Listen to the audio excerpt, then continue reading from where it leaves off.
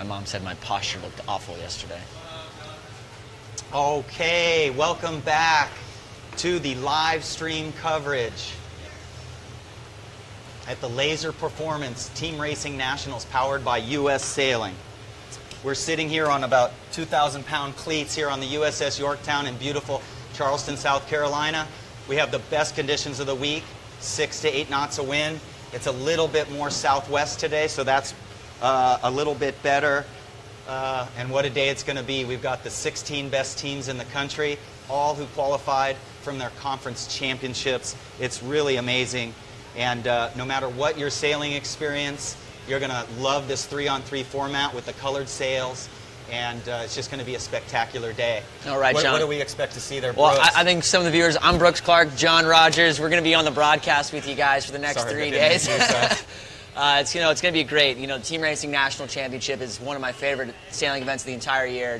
The tensions are high, a national championship on the line, and so many good storylines coming into this. Yale has won this event 4 years in a row. They're going for an unprecedented, never been done before in the history of college sailing, going for 5 straight Team Racing national titles. So who can knock them off?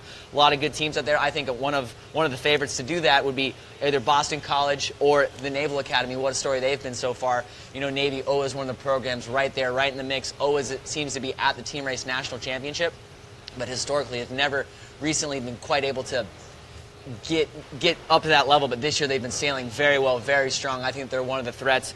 You got Charleston, one of the hometown team, the host. You can't count them out here on their own waters. It's tricky out there when the current on the Cooper River gets ripping. And then, of course, MIT. This is the first time in MIT. What a historic program that is. One of the staples of college sailing up there. And they have never qualified for a Team Race National Championship until now. This is their first year.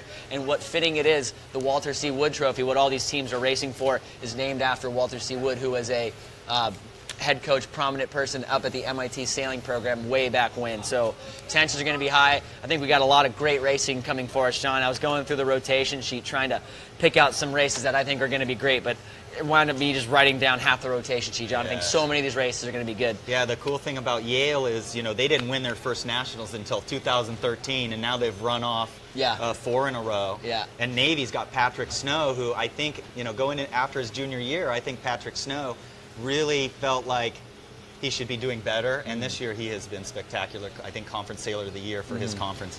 And yeah, Charleston's didn't have a great regatta in San Diego last year. I think they are going to come out a little more aggressive and a little more, focused, trying to have a better showing. Absolutely. Last year, John, it was three seniors that graduated, so this is a brand new, fresh team for the Cougars. They've had a bit of an up and down season so far, but from talking to the coach and some of the other competitors, I think the Cougars are going to come out.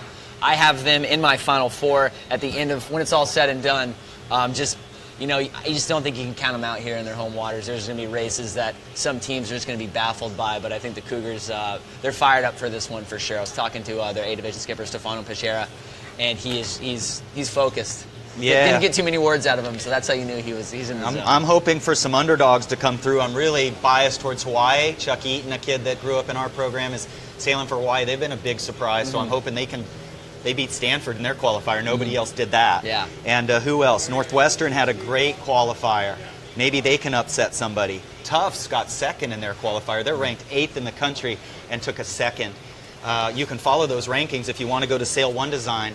And you can find the latest team racing rankings and comments from the coaches as well. Yes, so that ranking system, John, glad you pointed that out. It's combined from, I think there's five or six coaches from across the country kind of pool their heads together and put their votes, and it's just like a college football ranking based off of points. But that's some pretty good comments from all those coaches, because they're the ones that are out here every single weekend watching these team sails, seeing how they function.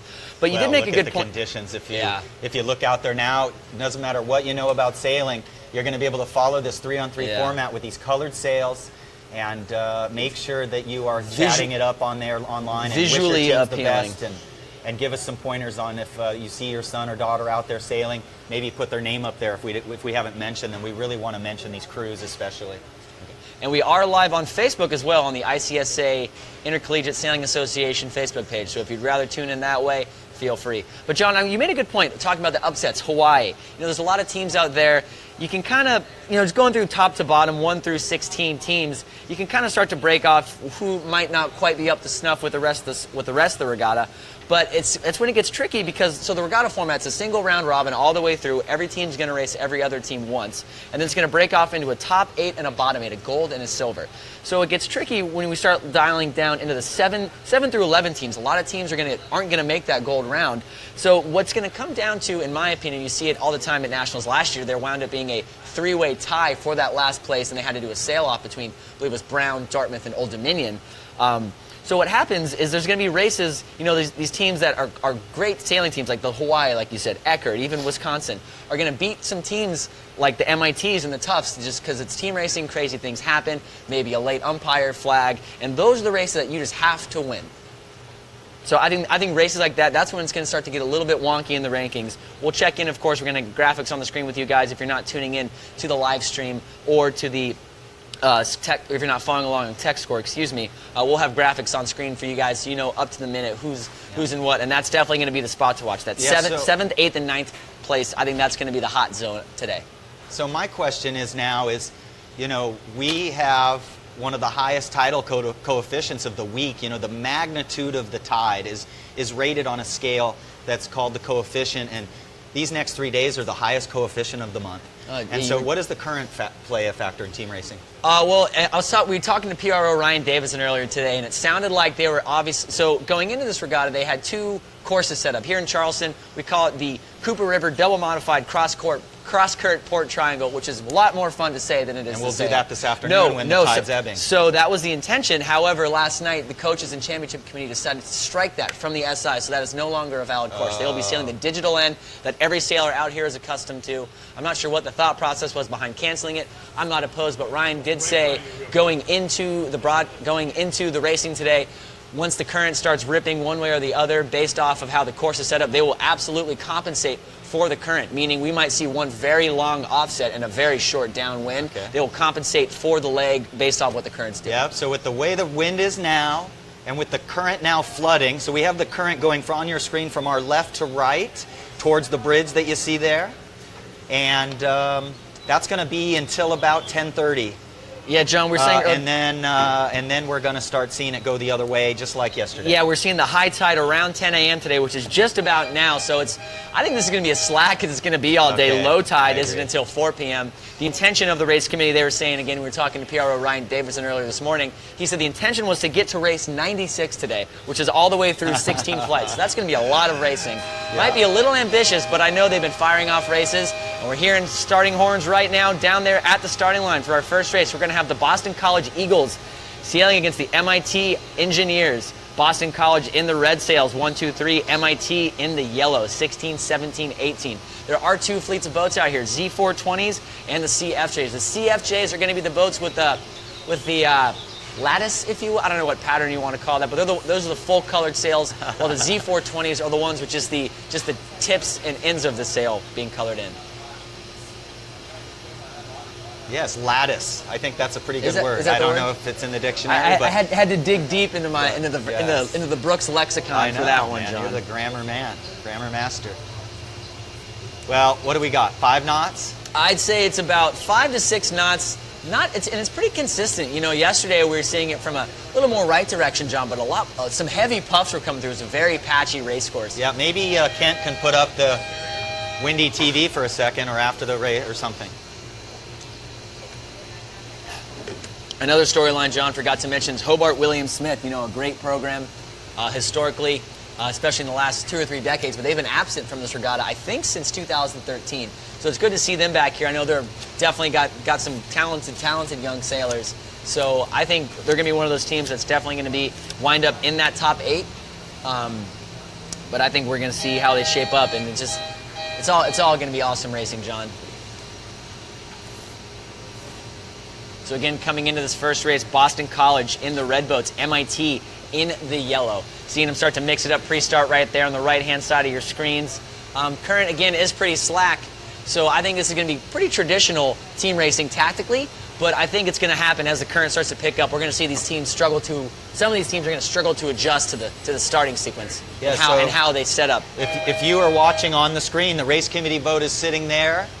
A Boston Whaler sitting there with red, number 3, just upwind of them, and then the pin end is the white buoy you see.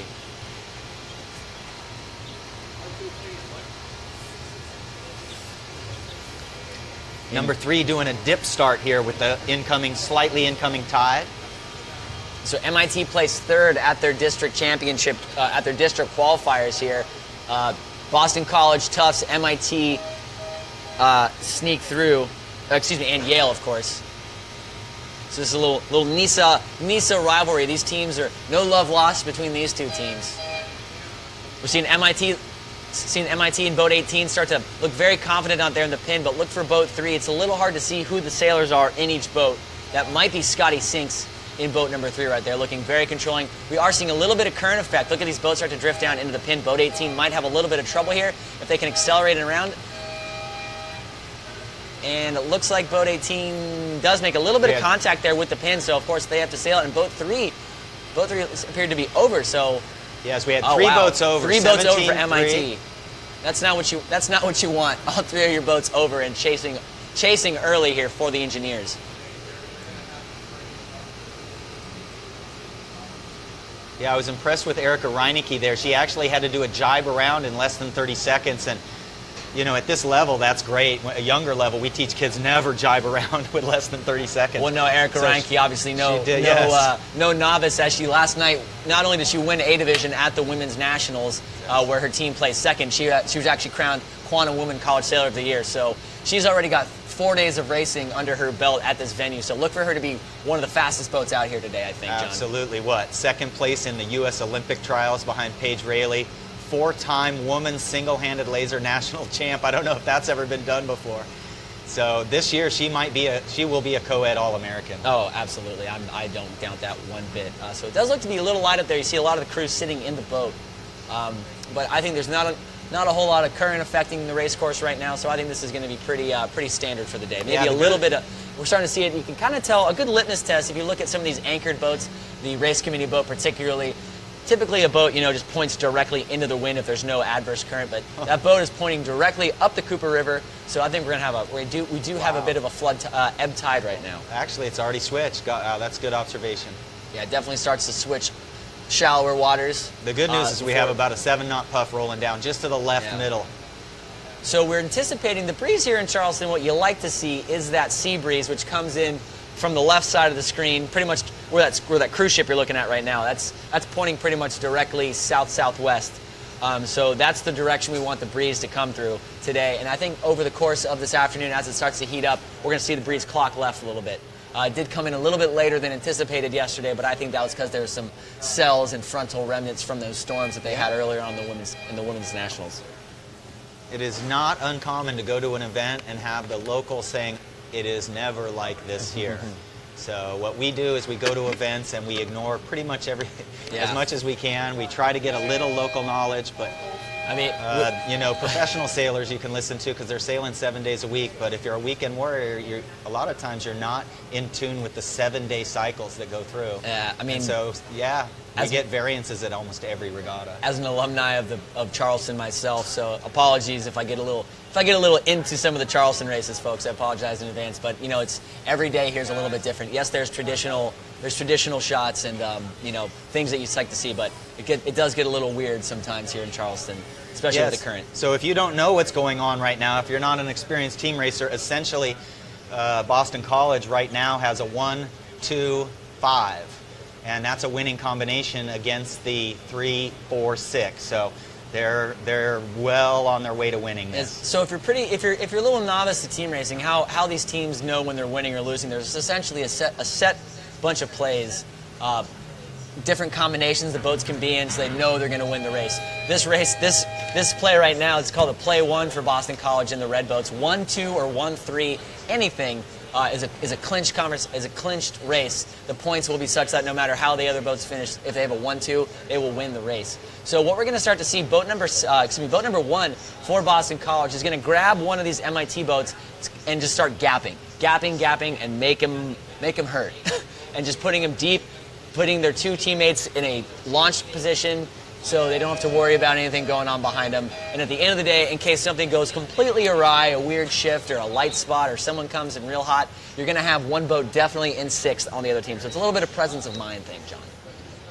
Yes, so there's a new term for us, gapping. That's trying to push another person way back. We often do that when we're in a 1-4-5 combination, and right now, also in a 1-2-5. We can run down all the plays for you guys right now, but for the sake of viewing, I think it's better if they see it. We can explain a little bit better what's going on.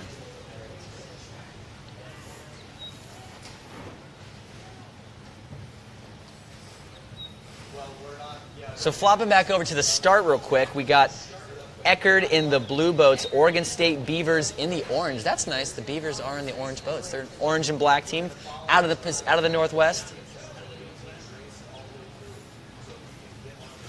It looks like in the first race that MIT has actually made a gain. Yeah, you're seeing on the right side of your screen, you're seeing the MIT boat in the yellow going very high on boat number 1. Again, boat 1 trying to gap, but the pairs are becoming a little bit unbalanced, John. What's that mean? So balancing is when, if you're winning and in control of a race, you want all the pairs to be even. I'm a very visual learner, John, so I'm drawing this out as I'm talking to you guys here.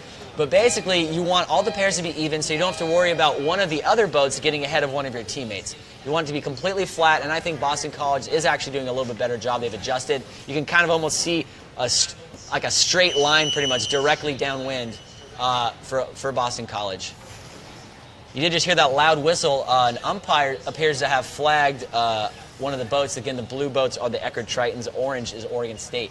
And the Tritons appear to be in a little bit of trouble early on against the Beavers. Oregon State, yes. They, the best team up there in team racing. Winning out of the Pacific Northwest. I was doing a little bit of historical research, John. I don't think a Northwest District team has finished higher than 15th, at least in the last 6 years. So maybe the Beavers showing some confidence early on, taking the second place CISA team, the Eckerd Tritons, keeping them on the ropes early. Excellent. We would love to see some little upsets early in the regatta. Upset City, John. Keep them coming, baby. Upsets make me happy.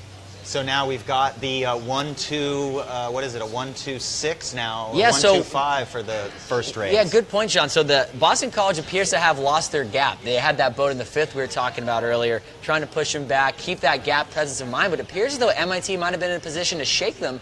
So all of a sudden, a 1-2-6 is a relatively unstable combination because no matter what happens on this upwind beat, Boston College will protect and cover the 2 boats coming upwind behind them for MIT. There's going to be 1 boat that's just unprotected, uncovered. So hopefully BC, I know they can come up with a crafty coverage scheme here on this last beat, but hold the phone. It does look like boat 1 was able to sneak back in there. So BC, they actually passed that other MIT boat. So now in a 1-2-4 for Boston College. So Boston College, I think, is going to run away with this one here as they come in to Mark 4.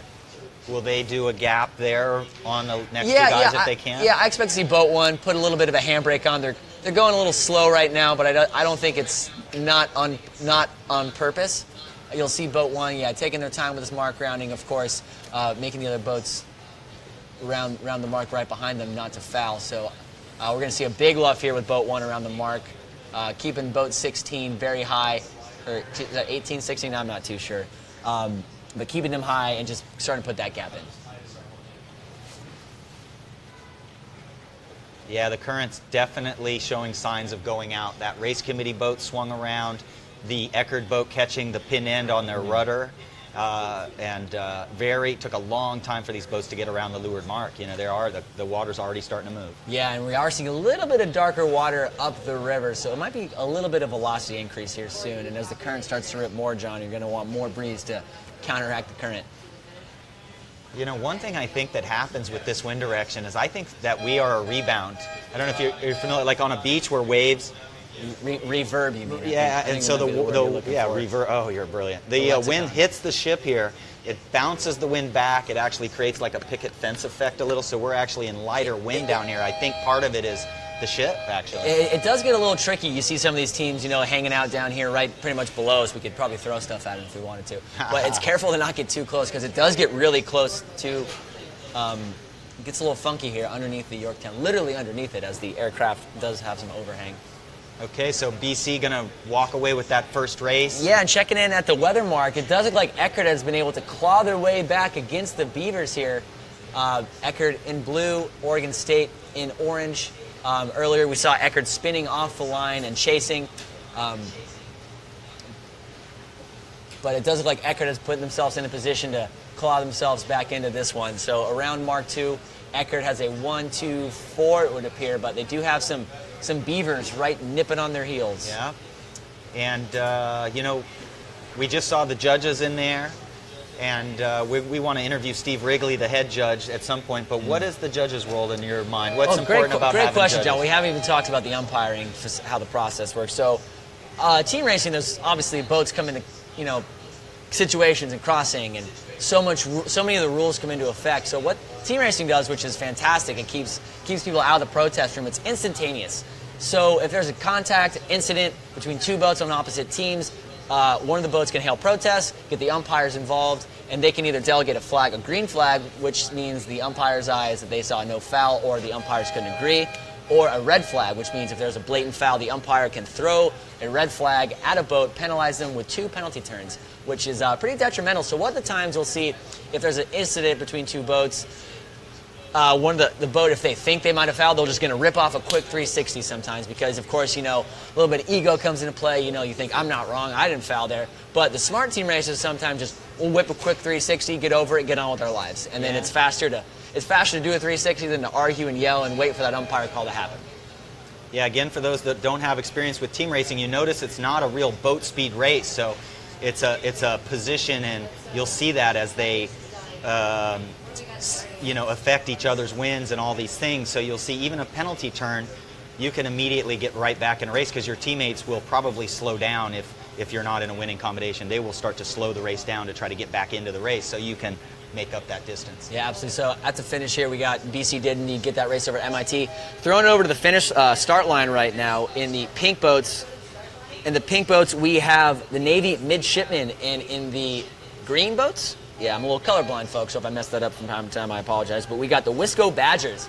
So Wisco's a pretty interesting program. Out of the Midwest, they had a couple years ago, they had some very strong brothers, the Kuchen, I don't even know how to pronounce their last name, but the Kuch Bros really put that program on the map. And 2012, they actually qualified not only for national, but they made that top 8 gold, which surprised a lot of people, you know, upsetting some of the teams that people thought would be contenders. So the Wisco really is one of those programs that's never an easy out against the Badgers. Yes. Don't they have a sister on that team now? I do. I believe that's So that might be the last of it. That's why you can't count freshman them out. maybe just getting in there. Yes, I've heard about that family and how important they've been to that program. Yeah. So Navy had a very, very strong start against the Badgers, and they do seem to be in control early. Yeah, that's a good story. You know, Patrick Snow grew up in San Diego, and I was able to work with him in 29ers and some other things. But the funny story about Patrick Snow is they actually, like, physically had to drag him to the yacht club when he was 7 or 8 years old. And he did not like sailing. And Sabbats are a really brutal boat, as you know. And he did not like it. And you know, he just went on to be one of my favorite students because it's no nonsense with Patrick. I coached him, and we had a great relationship because he really was a good communicator, very serious communicator, and you know, very real kid. Now, Patrick was the younger brother of reigning College Sailor of the Year, Nevin Snow, two-time College Sailor of the Year, Nevin Snow, who had a fantastic career at Georgetown. So obviously no shortage of talent in the Snow family. And you know, I raced with Mary Snow in J24s and Chris in J24s and Etchells, and Mary, their mother, is one heck of a sailor too. Mm-hmm. It is really fun.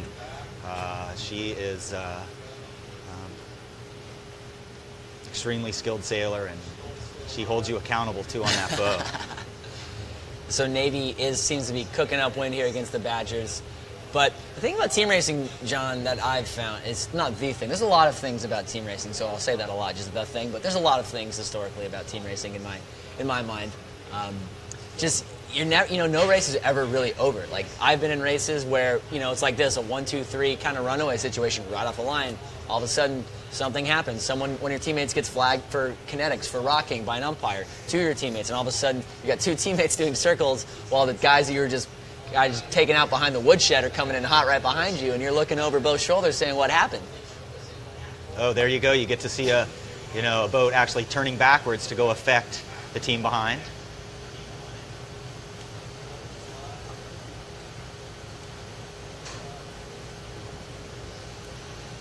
So we do have some good races coming up here. I mean, like we're saying in our pre-show, John, just no almost every race here is a race we're going to want to watch. But race number 4 here, Stanford and Yale. Yale's going to be in the blue boats. They're not even in the pre-start yet, so we're going to stick with this Navy-Wisconsin race for the meanwhile. But the Stanford-Yale race is going to be great because for me, Stanford's one of those teams that historically is always up there, always up in the top. But this year they had a little bit of trouble kind of getting their 3 skippers together, trying to figure out, if you look at their scores from across the season, they have some ups and some downs.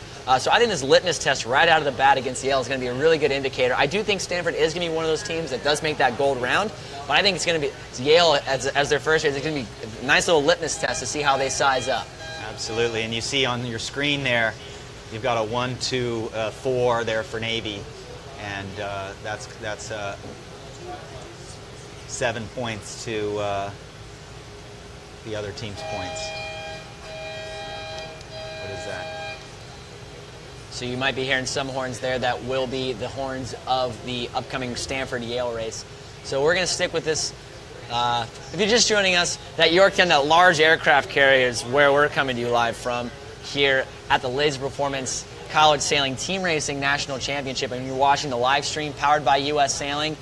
Big shout out to them for making all this possible. For you guys at home, you can watch it from the comfort of your couch. However, I'd rather be out here, John. This is a beautiful day we got here in lovely Charleston, South Carolina. The next 2 days are going to be great. And yeah, U.S. Sailing's been really huge for us, supporting the college nationals and powering the live stream to get this coverage. So invite all your friends, no matter where you are.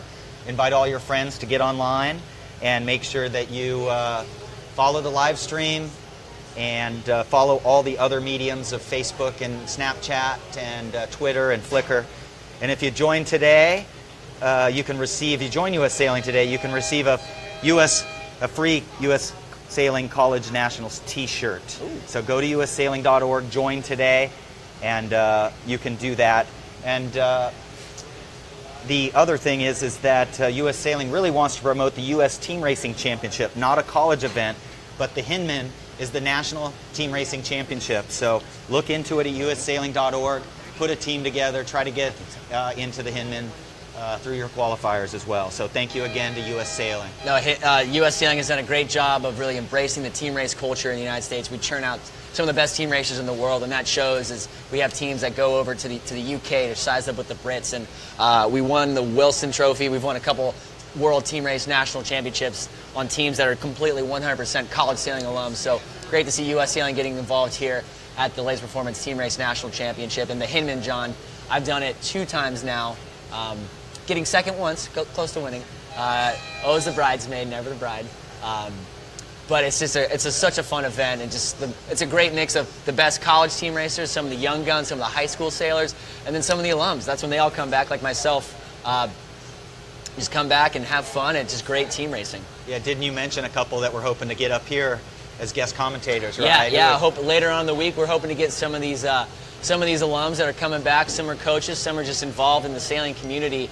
Notably Zeke Horowitz, my old skipper for team racing, are going to be hopefully get him on the mic for a couple races to get his brilliant team racing insight. But looking down here, the red and the yellow FJ is just starting now. The Stanford Cardinal in the red, the Yale Bulldogs in the blue. Again, a big litmus test early for the Cardinal, and we're seeing them kind of putting Yale on the ropes here pre-start. If boat number 2 can get below the starting line, I think Stanford might have a great start. You see boat 3 forcing boat 18 below the starting line. Both of them have to jibe out. Boat 3, it looks like Will Liddell, younger brother of Jake Liddell. Is that Will? Yes. In boat 3, I can't quite tell. All those kids have great hair, great flow, and it's really hard to see who's who. So we're seeing right now, it's a great shot. Yale does have control of 2 pairs, all 3 pairs actually, as we're seeing one of them springing out right. But I think these Stanford kids are pretty quick, pretty nimbly. I was chatting to some of them, and it sounds like they don't have the best on the West Coast. On the East Coast, the college sailing, the intersections are so easy to travel to. Stanford always seems to, they have to travel all the way across the country to get that best team racing action. The team racing on the West Coast isn't quite up to snuff as it is on the East Coast. However, they do a great job of getting their alumni involved. A lot of good sailors live in San Francisco. A couple weeks ago, they had a little tune-up regatta called the Sun and Satisfaction, just an open team race event. They get their top teams involved, and a lot of great sailors up there. They had Jesse Kirkland, Michael Menninger, sailing on a team together. So a lot of good team racing happening in the summer, in the spring for the Cardinals. So I think that's why I think they're going to be one of those teams that are going to surprise a lot of people out here. Yeah, Stanford is just such a deep team. Like I said yesterday, 18 different sailors have sailed their last 3 regattas. And I'm not sure who's skippering for him. Obviously, Will Adow, the Conference Sailor of the Year, is out there. He was an honorable mention All-American last year, and that requires a lot of travel. I'm wondering if Rainier's out there. I wonder who their third skipper might be. So we are seeing one of the Stanford boats appears to maybe have made a move and sprung free, but it's all about getting the pairs. We're going to say pairs a lot over the course of the next 3 days, John. So you kind of think about team racing since it's 3-on-3. It winds up being pretty much a boat on a boat. At any point in time in the race, you can, if you're looking at it from a bird's eye view, you can always kind of rope one boat covering another boat. So we're talking about pairs, and the thought process as a rule of thumb, John, is that 2 pairs, if you own 2 pairs, if you're winning 2 pairs, you're winning the race. So it does right now look as though Yale is in control of at least 2 pairs, but coming out of the left, we do look like one Stanford boat on port tack, might be crossing these 2 Yale boats. Yes, he is. Good call. So Stanford's going to come into Mark 1 here. Looks like a 156, but that guy in boat number 1 can be a wrecking ball, John. He can be absolutely just, you know, like a bowl in a china shop.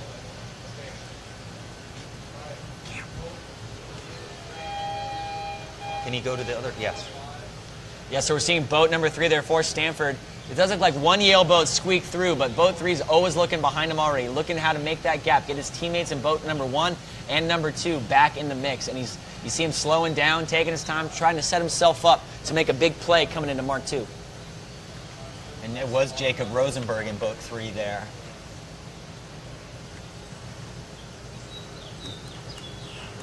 Great pass back right there. So boat 18 just took out Jacob and just moved their teammate into first. So Yale right now is at a 1-3-4. Yeah. Now they'll try to turn that into what? What do you think they're going to do? You know, sometimes you think 1-2-3 is obviously on paper a very stable combination, but we were talking earlier about balancing, John, and I think honestly sometimes if you're in a 1-2-3, that can get unbalanced quick, and especially on these downwind legs, and it's light and there's current, it gets a little tricky. So I think we're going to see one of these Yale boats hit the brakes. Actually, what we're going to see first is boat number 17 for Yale really do a good job on boat number 1 for Stanford, get his teammates. So the 1's going to, you know, not take the 1. He's going to let his teammate come through. So Yale will be in a 1-2, and I think we're going to see one of these blue boats for Yale really just hit the brakes and just take one of these Stanford boats and just hammer them. Yeah, so it looks like Ian Barrows sailing for Yale. Obviously, he's like, you know, just Conference Sailor of the Year, All-American many years in a row. Another one of the St. Thomas kids. You know, Nicole Barnes grew up in St. Thomas. Ian Barrows grew up in St. Thomas. Looks like they've got Jacob Rose. Oh, wait, Yale has, it looks like they got Malcolm Lampier maybe in. And then I'm wondering if they have Joseph Kiss or Nick Baird. You know, the Yale team is so deep there. You got possibly 4 All-Americans on that team this year.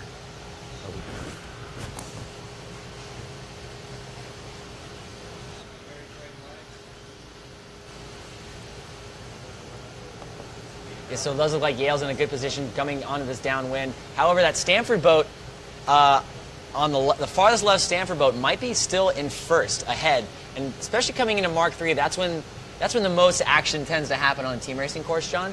The Mark 3, the leeward mark, you can set yourself up very nicely. However, while Stanford does seem to be in the farthest forward position, they are the farthest outside. And now the mark rounding, mark room, overlap, that all comes into effect, all the rules. So while they are the farthest forward right now, I don't know if they're going to be in a position to be effective coming into this mark. There you go. So there you go.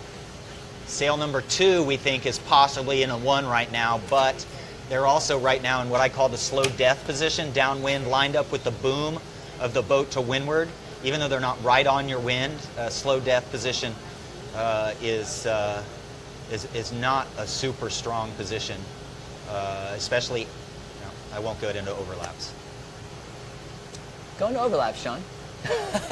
We'll talk about that here. Let's just watch this. This is pretty exciting. This race is still far from over. Yeah, absolutely. Last year, Yale was what I called Team 2-3-4. They won almost every race with a 2nd, 3rd, 4th finish. And I asked them, why is that? And they said, well, that's all we work on in practice, is getting into that 2-3-4 and winning the race with that score over and over again. I mean, how these teams have their different practice philosophies, John. It's always interesting to kind of hear how they do it. Some teams like to just, every single race is just a practice race, start to finish. Some teams, they like, all right, today all we're going to do is rounding in different combinations from Mark III. Sometimes not even different combinations, they stick with the same combinations. Like, guys, we're going to figure out how to get out of a 2-3-6 around Mark III on that last beat. Yeah. So we're seeing boat 2 for the Cardinal. Looks like he does have... So boat 16 is actually, so they're jibing inside. Well, they do appear to have mark room, forcing boat 2 for the Cardinal to, kind of try to keep up and cover him. But I'm surprised boat 2 isn't doing more behind them. Boat 18 trying to squeak around, but boat 3 is doing a great job driving inside. And ooh, all of a sudden the Cardinal are in the mix. But boat 2 does look like boat 2 is doing a penalty turn. Not sure if that was they might have hit the mark or if the umpire might have flagged them. And it looks like they're doing. So the Cardinal are chasing right now to a 1-2. Is that a 1-2? I can't see who's ahead of who. Wow, so the Cardinal are in a 2-3-4 all of a sudden. How'd they make that happen? 2-3-5 rather, excuse me. Yes. So while it is a winning combination right now, I don't know if that's going to be stable, as these Yale boats are just going to be able to get over the top.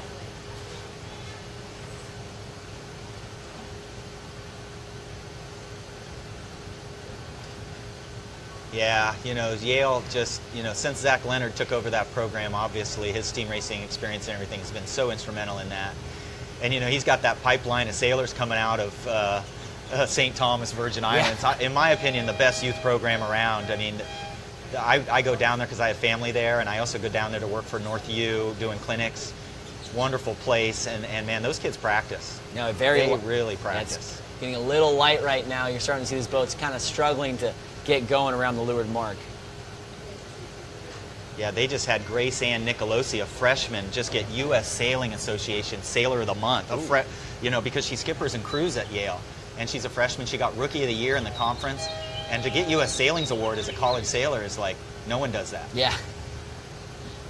So Yale does seem to be in control back in this one again. Yale in the blue, Stanford in the red. We're seeing boat number 3 though for Stanford, they're slowing down, they're cracking off, changing their angle. They got to get in the mix. They're going to get down to those boats, that big cluster right there we see on the right-hand side of our screen. They're going to crack off, get down to try to make something happen, make a pass back happen. And we're seeing the Yale Stanford boat number 1, jiving out just to get free, just try to spring free, make something happen, shake it up. So a big pass back here is going to be boat 3 on boat number 2. Boat 3 is going to pin down and clamp hard on boat 18, try to get their teammate in boat 2 around and through. So they're clamping down. Not seeing too much luffage going on, but their teammate in boat number 1, who isn't even on our screen right now, that's how far back they are. That's the boat that's going to have to get back in this mix. Yeah, but you predicted it. You said Yale would have a really challenging first race, and I think that's what's happening. Stanford's done a great job here making this rough on the national champs. Yeah, so these green and black boats we're seeing on our screen right now going downwind. That's the College of Charleston Cougars in green, Georgetown Hoyas in the black. 2 teams that are going to, in my opinion, going to be around the fringe of making the Final Four. 2 very disciplined, solid teams. So Stanford does seem to be in control right now of 2 pairs, but I think their teammate in boat number 1 has to get back into this race. So boat number 3 doing an excellent job on boat 18, keeping that clamp down, going to force him way past the ley line. Stanford might try to make a play 4 happen here. Now, play 4 is a pretty tough one. 1-4-5 combination.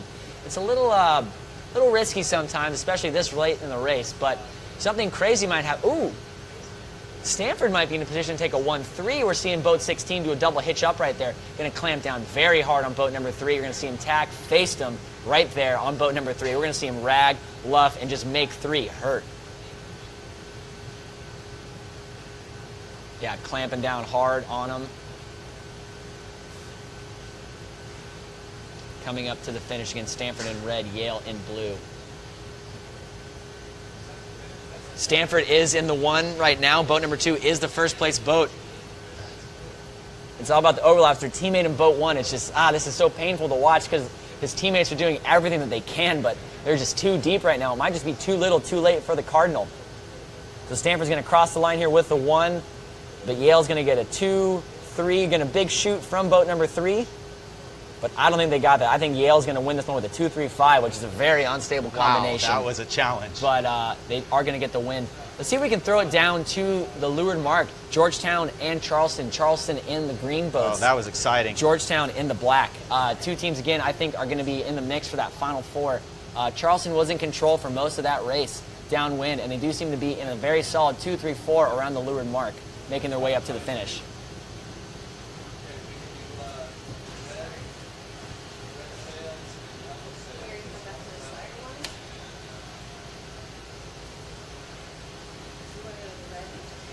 Black and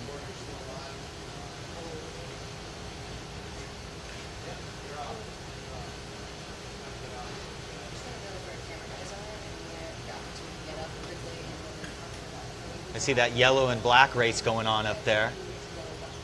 Who's in the yellow and black fleets up there? Charleston in the yellow, Georgetown in black.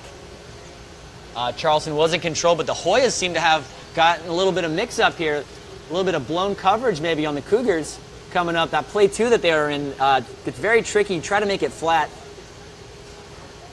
The Cougars again in the yellow, Georgetown in the black. We're seeing boat 12. They're going to have to go into a little bit of hero mode here, try to make something happen, try to confuse the Cougars as they're trying to get their weave going. We're seeing some flags going, some hands going up from boat number 11 from Georgetown. They're tapping the top of their head. That means they're not going crazy. That means they think there's contact, trying to get umpires involved.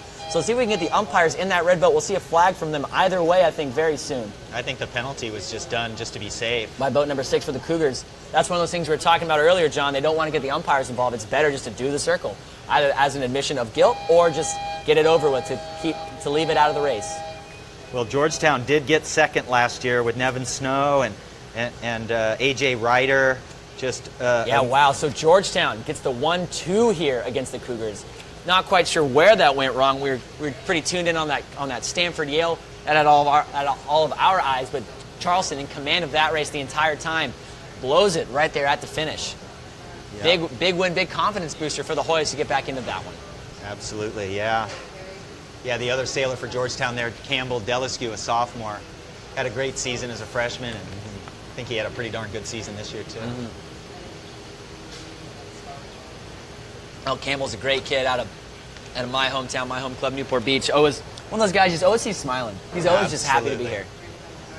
Yes. The story about the Delescus, this is totally off.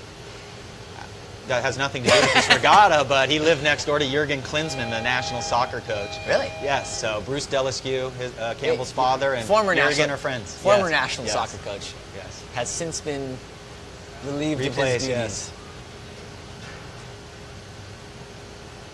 Absolutely. So yes, Campbell, wonderful kid. His brother Briggs, another wonderful kid. Yeah, great kids. Always just cheesing, always smiling. Yep. I coached those guys in 29ers a lot. It was spectacular. A lot of fun.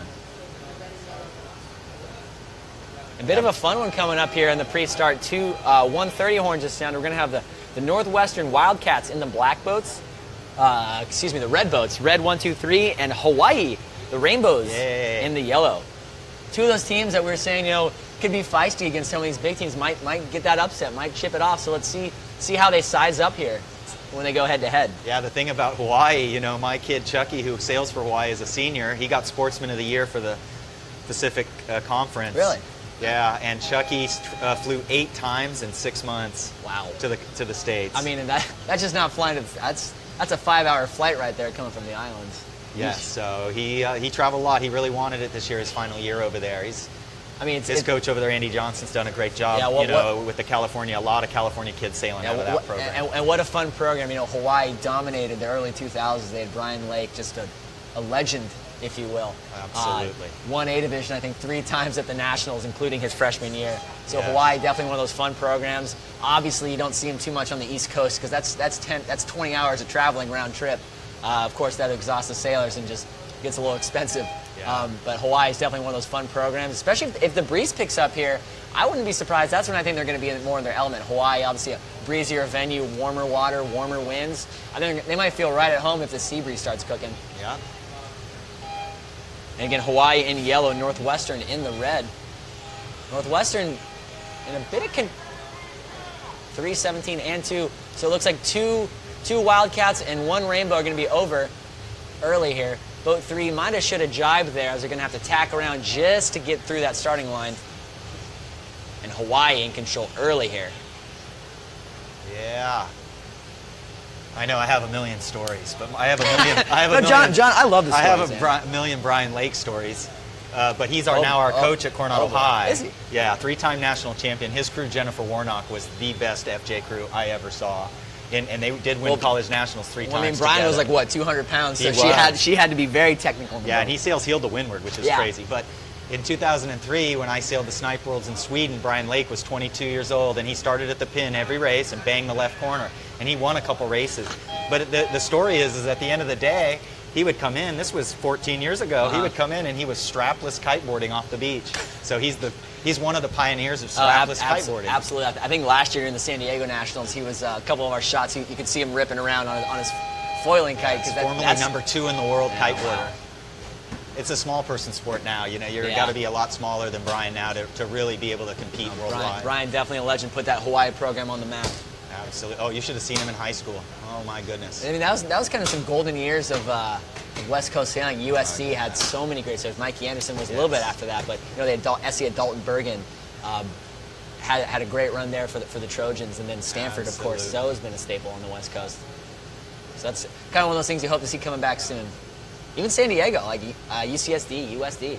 Yeah, to be honest, when parents ask me where their kids should go to college, Willem Van Way, his parents asked me 25 years ago where should he go to college, and I said East Coast, and he went to St. Mary's. And you know, a lot of Californians I recommend because of just get them off the rock, you know, get them out of town.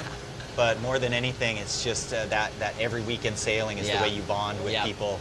And, you know, it makes you get your work done because, man, you are so busy on these college sailing teams. You know, it forces you to get your work done, and you don't have time to procrastinate. You learn a lot about somebody when you spend 9 hours with them round trip. 18 hours round trip in a van 9 weekends a year, you know. It's like you become pretty tired. With your head on your I don't know if any of my former teammates are tuning in right now. If you guys are, I appreciate you, but those are some classic times we had back during our run with the Cougars. So what do we got? Who are they up there? Northwestern? Yeah, Hawaii? So Northwestern in red, Hawaii, the rainbows, the bows in the yellow, and they seem to be very in control of this one early on. What was the race that just finished? Looks like somebody got a 2-3-4 up there. We're pretty clued in here.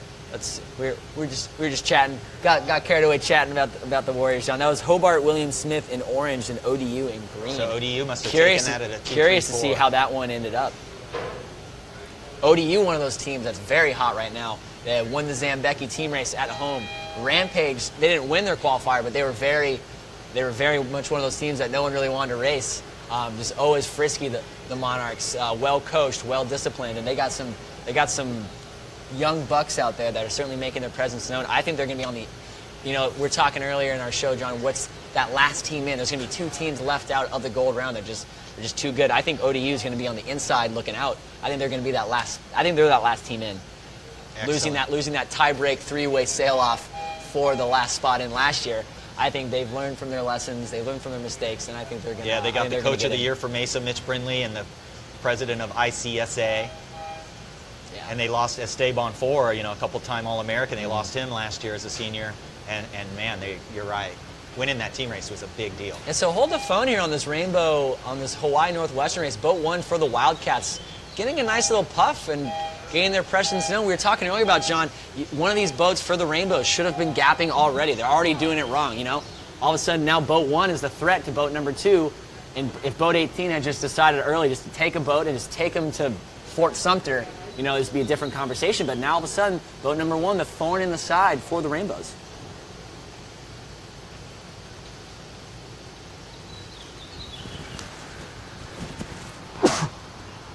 Excuse me. Okay, so going around first there, Hawaii still has the 1-2.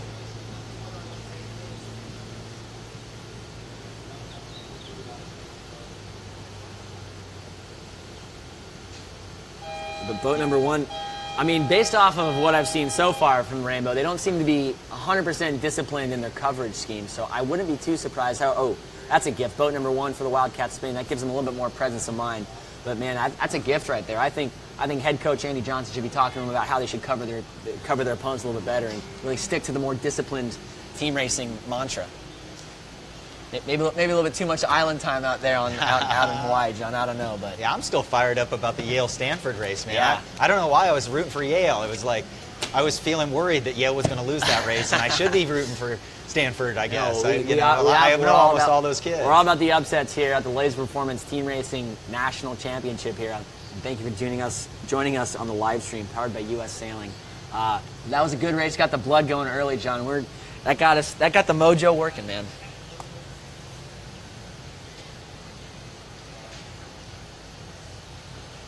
Yes, if it wasn't for that spin on boat number 1 for the Wildcats, I think this might be a bit of a different story on this upwind, but yeah. I think Hawaii is going to hold on to this one. Yep, that race is done.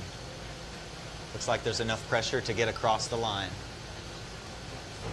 It seemed like Hawaii surprised a lot of people by qualifying out of the Pacific Coast. You know, we saw them in the women. We saw UCSB in the women's race, and Stanford actually won the McIntyre intersectional team race, which is typically what you see with the Pacific Coast teams, the Northwest and the PCCSC. So UCSB actually upset Stanford a couple times to win that regatta. So a lot of people were kind of penciling them in to be the second Pacific Coast bid here, the qualifier to qualify into the nationals. But Hawaii seemed to make some magic happen and get it done. Exactly, so here they are, right. Well earned. Not quite sure. I wonder when the last time. Let's see if we can do some historical research. See the last time Hawaii qualified for Team Race Nationals. I know they were there in 2012, my junior year, when the last team to not win a Team Race National Championship that's not named Yale was the College of Charleston Cougars. So might be a little bit of magic happen.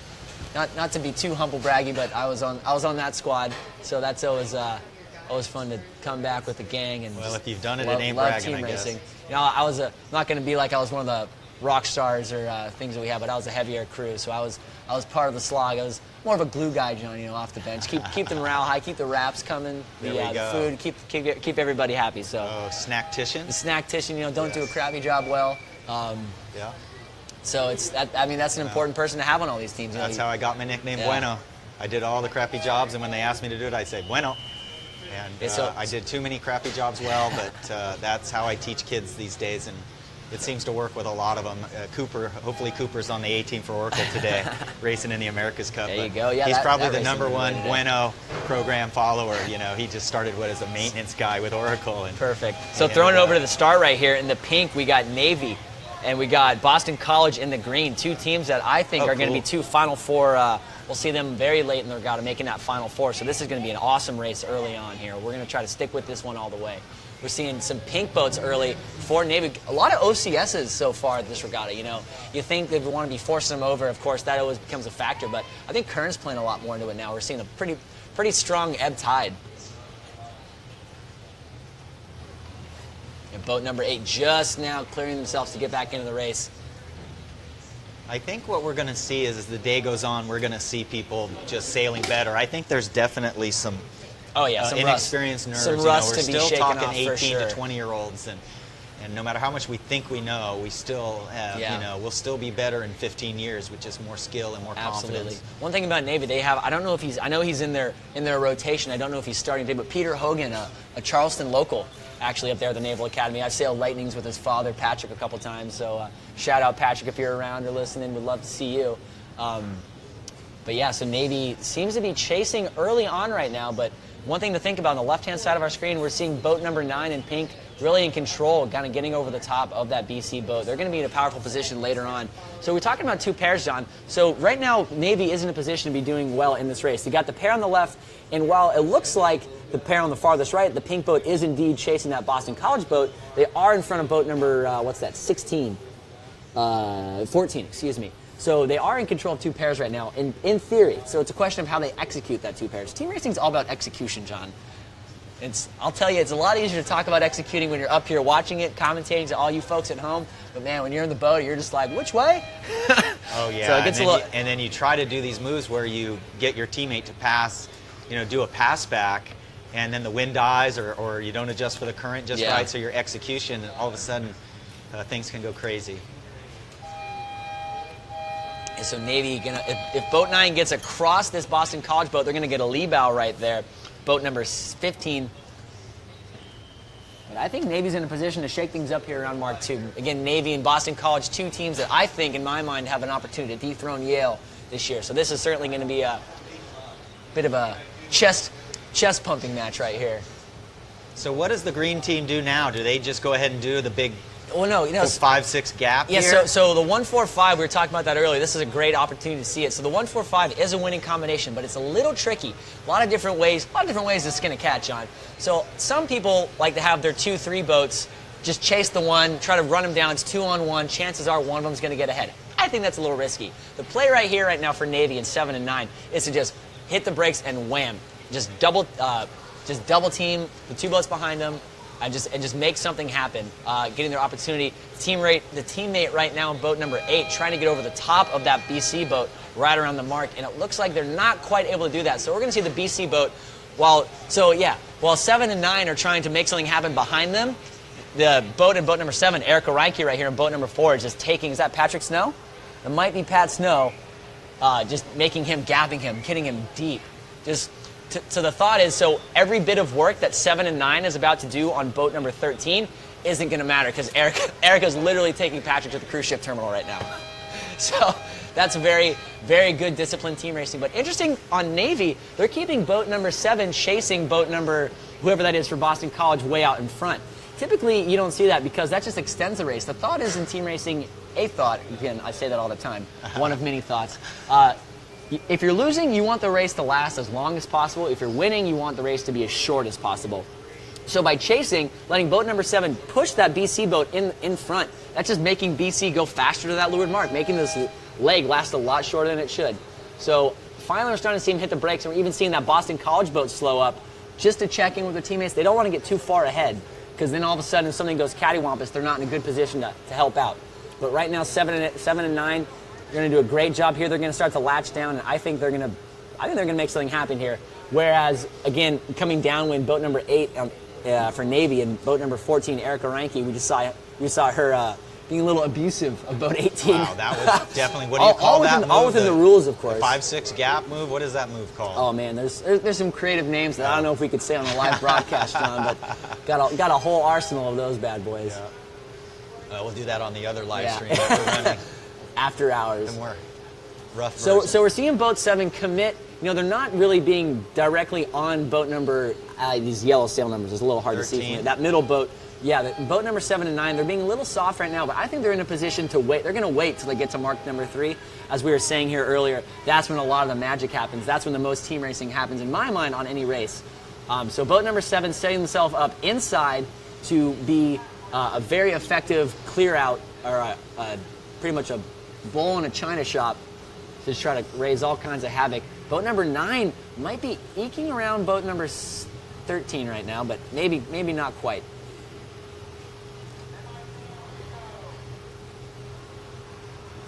So you're seeing jibe a lot, John. Boat number 9. The rule is such that the boats are overlapped. Boston College doesn't really seem to. What was I saying? I lost my train of thought there. Breaking the overlap and reestablishing it. We'll check back with this later. We'll check back with that rule later. We're just going to stick with this one for a little bit. I don't want to get caught rambling, which is something I tend to do. So again, folks, if you're just now joining us, LaserPerformance College Sailing Team Racing National Championship on this live stream powered by U.S. Sailing. I'm Brooks Clark. Joined with me up here in the booth is John Rogers, and we're about I think we're into race number 9 already. So we're cooking early out here in Charleston Harbor, in the Cooper River here, coming to you live from the USS Yorktown. 80-something to go. 80-something to go, at least today. This pink and green race is a bit of a barn burner. Navy in the pink boats, Boston College in the green. Two teams that, in my mind, have an opportunity to dethrone Yale, knock them off the podium. So big litmus test here for both of these teams. I'm sure Yale's kind of watching this one with the bated breath. I think they have a bye this race, so I think they're probably watching this one, trying to size up their competition. But Boston College was in control of the 1-4-5 early, and Navy doing everything. They're doing everything right. It's just about getting it done. If that doesn't sound a little redundant, like my old head coach Ward Cromwell right there. But we're going to see boat number 7 and boat number 9 really latch down hard on this BC boat in the yellow on port tack right now. We should see 7. Oh, ooh, that's spicy. So boat 7 looks like they're going to commit to this pair on the left-hand side. Big luff there by boat number 7. Maybe trying to draw a foul, make something happen. Might be too little, too late. Might not be enough. So now boat 7's pinned, and I don't think they're in a position to help out. Fortunately, that was a gift. The Boston College boat tacked, so now they're able to get back up in the mix. And boat number 7 trying to get back into this one. Boston College now in a 1-3, a play 1 position. So we're going to see boat number 8 and boat number 9 and boat number 7 try to get in position to make this pass back happen. We're seeing boat. These yellow sail numbers are just too hard to see sometimes. Green. What? You're colorblind, John. I'm colorblind. I'm sorry. So from this camera angle, it's a little bit hard to tell depth perception, but we're going to tell you what we're seeing over here on our side. Great visual. This is a fantastic visual of what it's like out here on the harbor right now. But ooh, we're seeing a flag by boat number 9, a penalty, not what you want to do. So boat 7's going to have to make some magic happen. They're going to try to clamp down hard, try to get a piece of one of these Boston College boats to make something happen late. But that flag right there, two turns for boat number 9. So that might be the nail in the coffin here for the midshipmen. But what a race it was. Great job, great effort. It's not over yet, but I think they're just running out of real estate to make something happen. Looks like a one. Looks like Boston College is going to skate through here with a 1-2. You're going to see them cross the finish line right now. So what a race, what an effort by Navy. Race. But that's the kind of team racing we're going to start to see more and more. We were saying some of these first races are a little shaky, a little bit, get the rust off, shake off some of the cobwebs and those, get the butterflies out of the tummy. But that was, that I think is going to be par for the course here as we start to get things going here.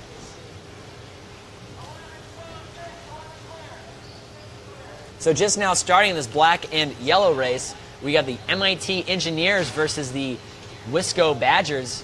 I think the Engineers actually, I think their mascot's actually a beaver. So I think a beaver versus a badger would be a pretty interesting fight, John. Yeah. I don't know. I'd like to see that Badger in the wins. wild. You think a badger would win? Yeah. They're pretty ruthless, huh? Yep. I don't know. Yeah, what's that honey badger video?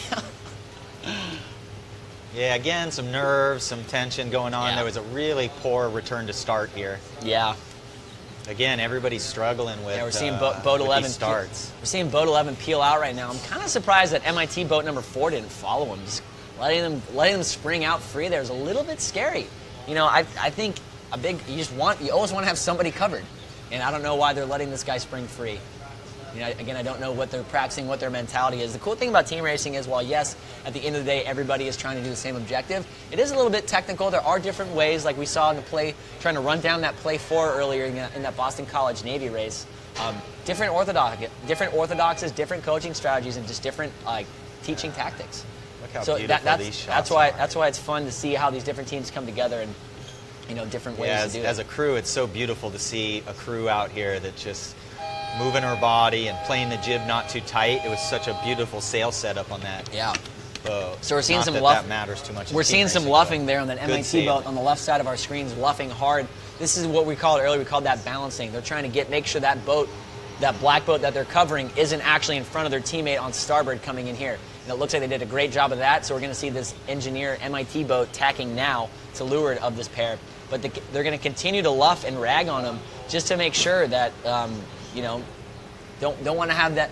Put them to bed early. You don't want to put themselves in a position so they can be an issue later. If you think they could be an issue, just wipe them out. A little bit of boat chop there. That always makes things a little bit spicy. Boat number 10 for MIT. That was a great pass back right there. Great job by boat number 6 on boat number 10. Getting not one, but two of their teammates through. Again, that chop certainly stalled things out for all parties involved, but excellent job by MIT to make that happen. The Badgers do have one boat still hanging in the race, boat number 11 right there, but they're going to have to do a lot of work to run this down. I think we're going to see that MIT boat, the yellow boat. We saw this in the Hawaii race. The Hawaii team didn't quite do the best job of gapping. I think a very disciplined team racing team like MIT, fresh off, it's up in NISA. That's where a lot of the team racing action happens. I think that's where we're going to see him hit the brakes and just make these Badgers hurt.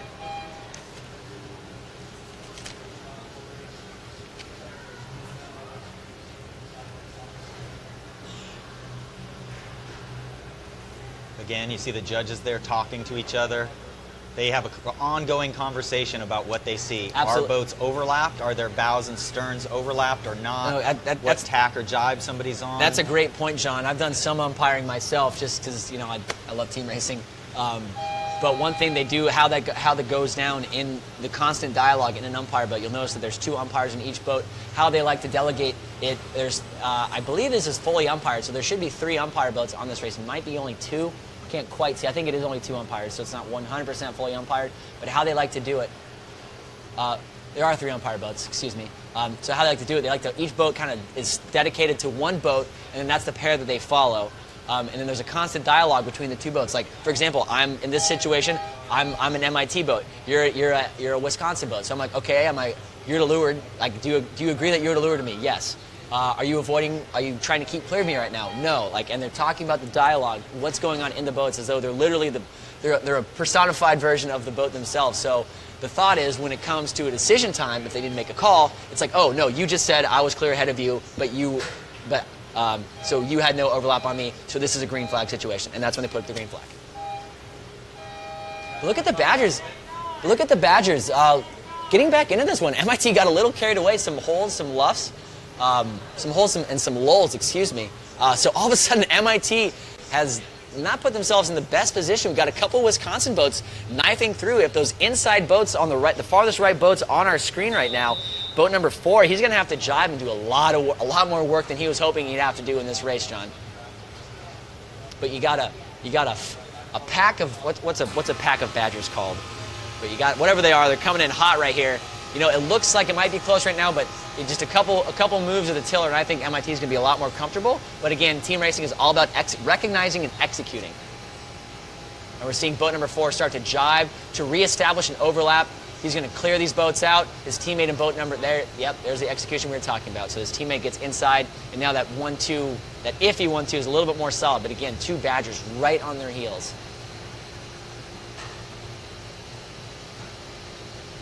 Yeah, so if you're out there watching, you can see the tacks and the jibe, seeing their sails switching sides. That's how we determine right away is, do these folks have the mainsails on the same side of the boat or on the opposite side? So that's the initial thing. If you're if you're new to sailing, try to look at the different boats, see which side their mainsail's on. That's the first rules lesson we'll give you. John, that starts the process of determining right of way. I just had a thought. I saw one of the Wisconsin boats starting to cheat up a little bit high on this bottom reach leg. When the current starts to, again, the current's going from right to left on our screens right now. I think when the current starts to rip even more, everyone's going to be pushed up on the ley line farther. So a really aggressive team racing move that I don't like, but it's always fun to watch, jibing on a starboard on that bottom reach leg, because they're going to be in a position to A, right of way on starboard, and B, they're going to be set up so high it's going to be not too out of the way. So I think teams that are losing or need to make something happen aggressively, and a bit of a code red situation like the O word I can't say on a broadcast button, that jibe on starboard, I think we're going to see that later on today. So you heard it here first. When that happens, I'm not going to be surprised. Yeah, so but I will be, because it's going to be just fun. Yeah, so the tide does impact this, not as much as the fleet or co-ed, but it doesn't. We use it tactically and strategically plan for it.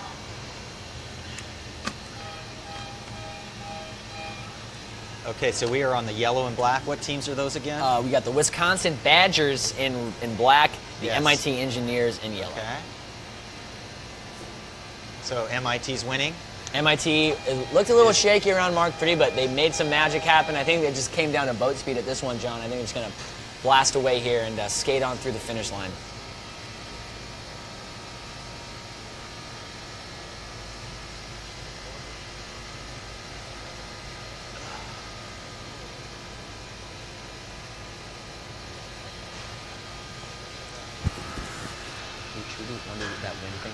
Yeah, that race is Yeah, over. this race is Coming over. to the finish line there between the race committee boat and that white pin buoy. Easy 1-2, 1-2-5 there for MIT. Yeah, as they skate on through there. Unfortunately, we were talking earlier about like some predictions. I think MIT is going to wind up not quite making the gold fleet. I think they're just going to be a little bit off the pace. This is their first team race nationals. I don't know if it's going to be jitters or whatnot. I just don't think they're quite up to it to make into that gold again. This is just early predictions. Great. That's how I think it's going to go down. So here's a cool graphic, John. What are we looking at here? Yeah. So a lot of sailors now are using windytv.com, and you can type in your city and you can see the wind vectors on there. That's a west-southwest breeze blowing through. The longer the vectors, the stronger the wind you see. So this is about what we saw yesterday in strength. The wind was a tiny bit more west yesterday. And, so as far as where we are located in this map, the letter N in Charleston, if you're drawing an N, the last point that you release your pen off of, we're pretty much right there. Right above the tip of that end. That's pretty much where we're sailing right here in the Cooper River. Be cool if we could have like they do on football, we can draw on the screen, but if I draw on this monitor, only we can see it, and no one would be happy with me. But so what we're thinking, John, talking about the sea breeze earlier, we want the breeze to clock a little bit more south. So it's going to be coming a little bit farther. If we rotate this current breeze counterclockwise, that's a little bit more direction that we're going to want to see, and that's when the velocity kicks up and it gets real fun out here. Exactly right. So we expect the sea breeze, the land to heat up more today than yesterday. So we expect some pretty shifty breezes and a slight left trend here as the day goes on, as the sea breeze fills in. All right, we're going to take a quick break with you here, folks. We're going to take a quick break, give some shout outs to some of our sponsors, and we're going to be back soon with the Tufts and Hobart Williams Smith race coming up here very soon. So stick with us. We'll be right back.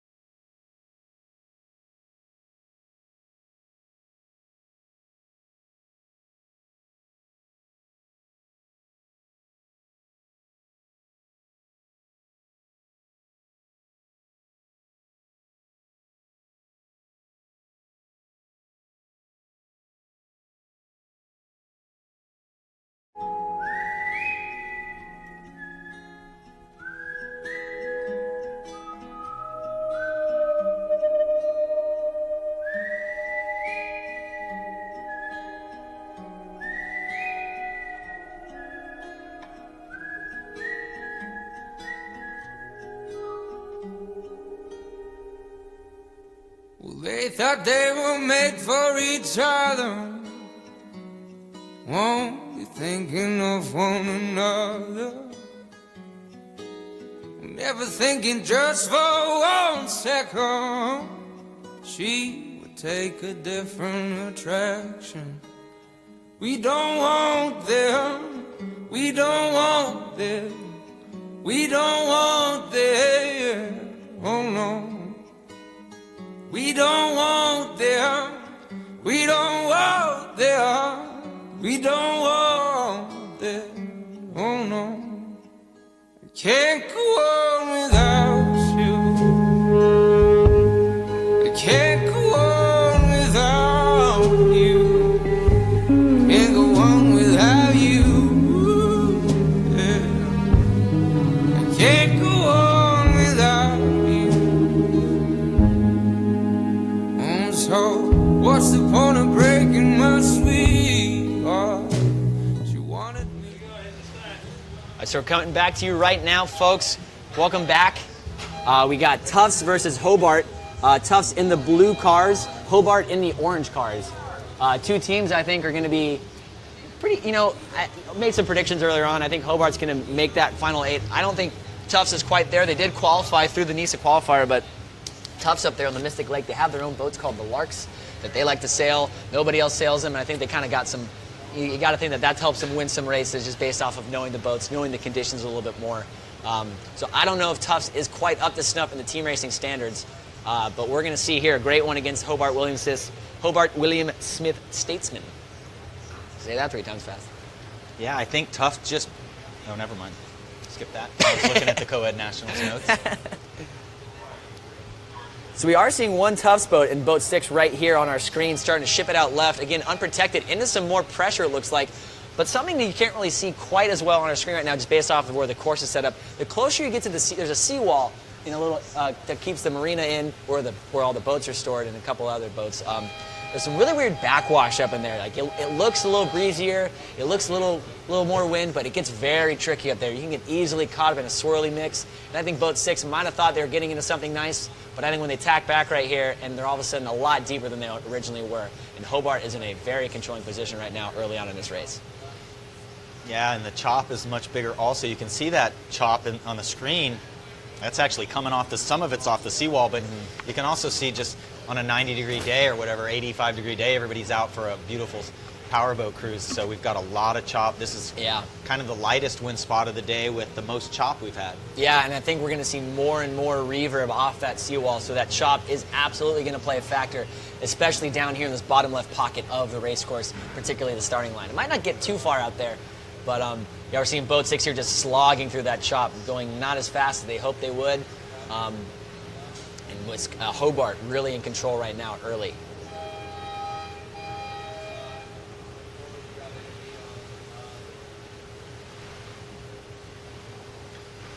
Looks like Hobart's a 1-2-3. Yeah, this current's starting to rip a little bit more, so it looks like they're going pretty quick right there on starboard tack, but when they tack back here, they're going to have to start eating all that current and try to make something happen. So it's another thing to think about in currents, John, is ley lines. So it's with the current ripping from right to left down the river right now. It's easy to, especially upwind, it's easy to tack short of that ley line and just know the current's going to push you up over. But it's going to be a bit of a slog to get around to make this offset leg happen. Not to mention the downwind where you're just going 100% into that current. Again, if you're just joining us, I was talking to PRO Ryan Davidson earlier, and he was saying that they absolutely intend to adjust the race course to make up for these how the current's affecting the course. Meaning, like, they're not going to, all the legs might not be the same traditionally.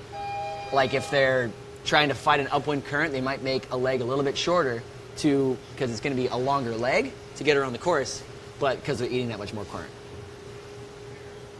There's a lot to it. Yeah, Hobart in a controlling 1-2-4 right now. Some of these teams we saw earlier on got a little carried away, weren't as disciplined, but Hobart, a very disciplined team, coached very well by Scotty Clay. Doing a great job right now. You're seeing boat number, what boat number is that, 10? Gonna hit the brakes and just make these Tufts jumbos hurt. We were saying earlier how Yale, no team has ever won 5 straight. The last team that won 4 straight, I believe, was Tufts. Awesome. Back in the I think 94 was the year. Let's see. I think it was Tufts in 90, or was it Navy? I don't know. Tufts or Navy, one of the two. A lot of history in college sailing, John. Well, A lot of history. Yes. Man, these starts are just Yeah. a struggle. Yeah. We were saying earlier, there's been a lot of individual overs. I feel like almost every single start has had at least one boat over. I don't know if they're keeping stats down there, but that'd be a fun stat to get our hands on. The percentage of races where at least one boat was OCS. So we're seeing boat 10 and boat number 4 right now. Boat 10 isn't really feeling threatened by boat number 4 on Tufts, just being very composed, keeping it very relaxed right now, but staying close to make a move if they need to. They are really working hard to get these boats moving. You know, down here, that rebound of the wind off the ship, and then all the rebound off the breakwater with the current. And down here is just a struggle. No, absolutely, and something to keep in mind is that these umpires, while they're doing things for rule infractions from boat-to-boat situations, are absolutely keeping tabs on Rule 42, kinetics, rolling. Are you rolling legally, illegally, pumping, sculling, all that stuff. And in this light stuff where competitors want to keep their boat moving forward, especially in this adverse current, something to keep an eye on. One of these, I wouldn't be surprised if we see some flags thrown for kinetic issues, John. Absolutely. Well, welcome. We're having a great time here. Saturday, Team Racing National Championship provided by LaserPerformance. And we expect the breeze to be, 8 to 11 knots today. Hopefully we get up to 11. Yeah, hopefully clocking a little bit more left to get that southerly direction that we all know and love here in Charleston Harbor. Get a little more velocity with it too. Starting to see a little bit more pedestrian traffic. Yesterday in the Women's Championship, we saw a little bit of pedestrian traffic, not quite being very respectful with the race course and going right through it. But I think the nature of team racing, there's A, a lot more boats out here, and B, more condensed racing. I think that they're going to be a little bit more, hopefully they're smart enough to just avoid it entirely. Yeah, people leave their houses in the morning. They don't expect to see a sailboat race a lot of times and don't really think about the fact that they could be disrupting somebody else's Hold on fun, here, John. Checking back into this Tufts Hobart race real quick. We were looking up the course, but got a little spicy boat number 6 and boat number 5 for Tufts mixing it up, and all of a sudden the 1-2 that Hobart had is a little bit shaken up. They're now in a 1-4-5. So again, team racing is all about executing and recognizing. So as soon as Hobart can recognize that they're now in a 1-4-5 and no longer in a play 1, it's not even going to be an issue. They can get that gap, start gapping, and it's. Oh, we're seeing a flag, a spin from boat number 12. Yep. That's not quite sure what the incident was, but again, still in that 1-4-5 because boat 10, we're going to start to see him hit the brakes hard on boat number 4. They're going to have to do a lot of work to get themselves back into this one. That double penalty turn is absolutely just brutal in this light stuff. So it was a runaway 1-2-5 for the Statesman. Now a very marginal 1-3-6. That's about as unstable as you can get, John. Yeah, that's while yes, that is a win. If Hobart is able to hold on to this race and win, I think they're going to get an earful from their coach when they get back to the dock. Because boy, that a little sloppy there. Here, farthest left on our screen right now, that Hobart boat is just kind of waiting for their teammate to do something to make a move. Again, a 1-4-6 right now. Ooh, and another flag by the Jumbos. The umpires are lighting the lamps with all these red flags they're throwing out here, John. Yes.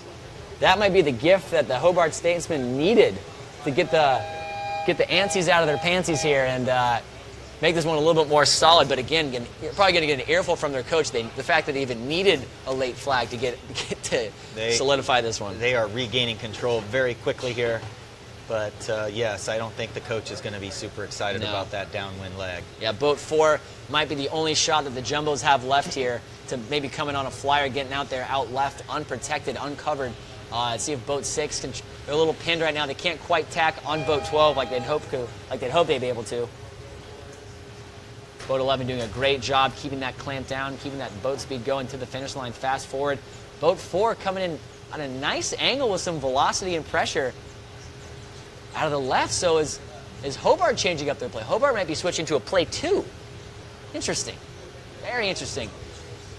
I don't know about that. I think we're not out there, John. We're not seeing exactly what they're seeing or what their thought process is. But I don't know if that late transition to a play 2 might be the play. That's my noise where I don't know. Yeah, boat number 4 is just sending it now. A big cross coming up with boat number 11. Hard to tell from this angle. I don't know if they're going to quite get the cross. This might be the race right here. Boat 11 is indeed, oh wow, well crossing from this angle. Wow, okay. So Hobart still in control, still has the 1, but a 1, what's the rest of their combination? A 1-4, right now it's a 1-4-6, so Tufts now back in this race. Yes. Boat number 6 out there on the right-hand side doing an excellent job getting both Hobart boats postered. Wow. Boat 10 had a bad tack there, or something happened. They just parked it. So, wow. Oh, I tell you, 4 slows down 12, and we got a 2, 3, 4. For... Yeah, and I think that's going to be the case, Sean. I think, we're going to see something erratic here from boat number 11. They're going to have to do something late. It might be too little, too late. Not enough real estate for it. Ooh, and they're going to go up shoot. So Tufts is going to, Hobart's going to get the 1, but Tufts is going to get the 2, and the 3, and the 4. So a 2-3-4 victory for the Jumbos out of nowhere. That's pulled that one out of there, you know what. But, wow. Wow, Hobart Williams, coach, definitely. That's going to be, I do not want to be a statesman sailor after that race right there. Nice big ship about to roll across our the... lovely producer of Hobart Williams Smith just reminded me that it is the Williams Smith Statesman and Herons. So we're going to throw it down to the yellow and black race around just about to start here. In the yellow cars, we have the Boston College Eagles, and in the black cars, we have the Wisconsin Badgers. Wisco mixing it up against the Engineers of MIT, so let's see if they can keep some of that NISA annoyance that they're just pestering these top teams. Yes. But wow, what a job by the Jumbos. Very, very disciplined to keep themselves. That's it's not the thing. It's a thing about team racing. You're never out of any race. Don't get discouraged. Something might happen. Someone might get flagged for something, and you're curious to see what that incident was at that leeward mark that caused almost half the fleet to start doing circles. Yeah. And we got a big old tanker rolling down the harbor right now.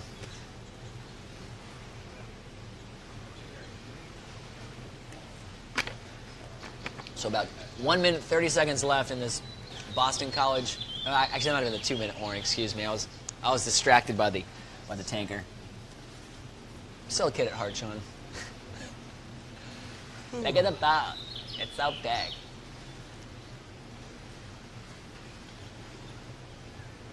I think we're going to be coming up on 2 minutes here, actually, in this BC Wisconsin race. Though you cannot engage your opponent until the 2-minute horn sounds, so that might be why it's been a little quiet over there at the moment.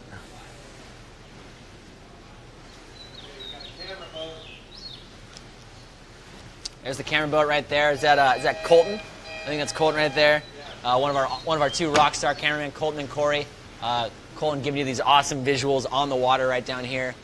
So shout out to you guys. I know you're listening to us right now, but we appreciate the heck out of all the work you guys are doing here on the live stream powered by U.S. Sailing. So it's all good fun.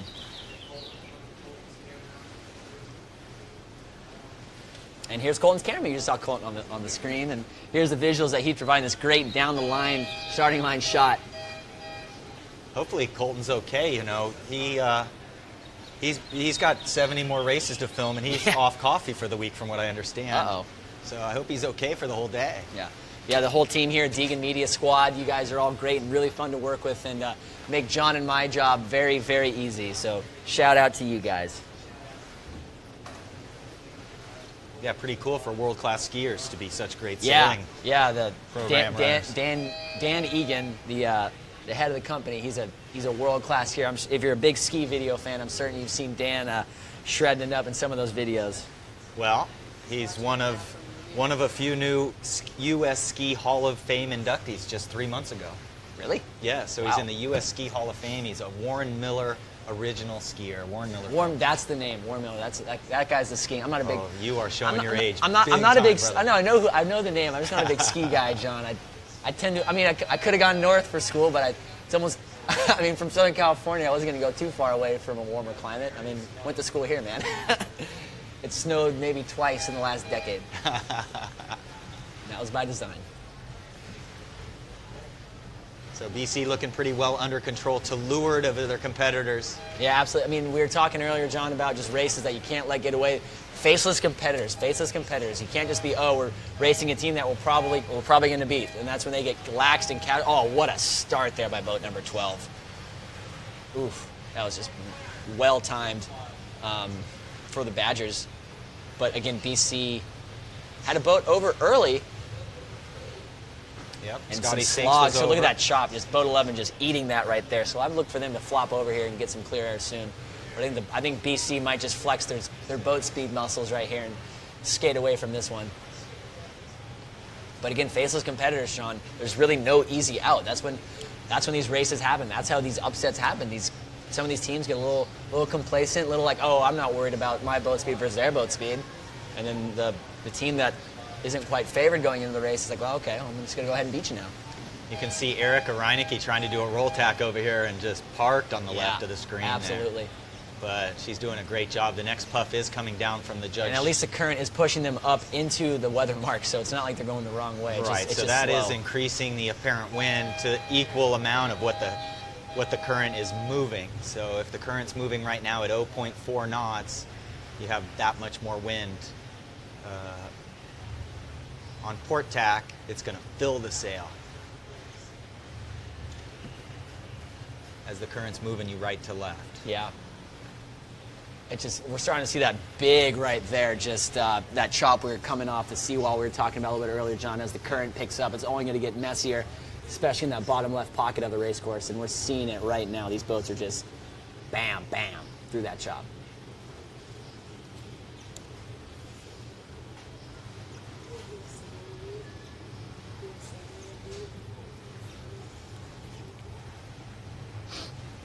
It's just very light, but we are seeing a little bit of pressure coming up down the harbor. Again, I'm fingers crossed for that sea breeze that I think is going to kick in here soon, or later on this afternoon. I don't know about how soon, but yesterday it started to kick in around 1-ish, so I'm hoping for a similar thing today.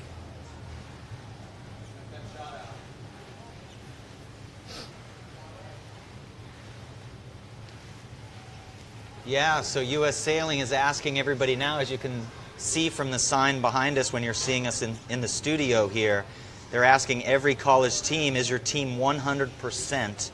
And that is, if each college team gets 100% of their sailors U.S. Sailing membership, then they get the new U.S. Sailing port and starboard colored socks. We had those up here earlier. For every teammate. So contact membership at ussailing.org, and they will send off those socks and maybe a few of these classic net gaiters too.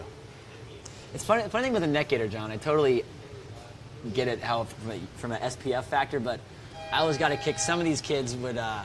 When I was umpiring, it just made me laugh so hard. They'd wear the net gaiter up over their mouths, and they're team racing, and they're yelling stuff that's pertaining to team racing, but that's what it sounds. It sounds like they got a sock in their mouth, so you can't hear anything.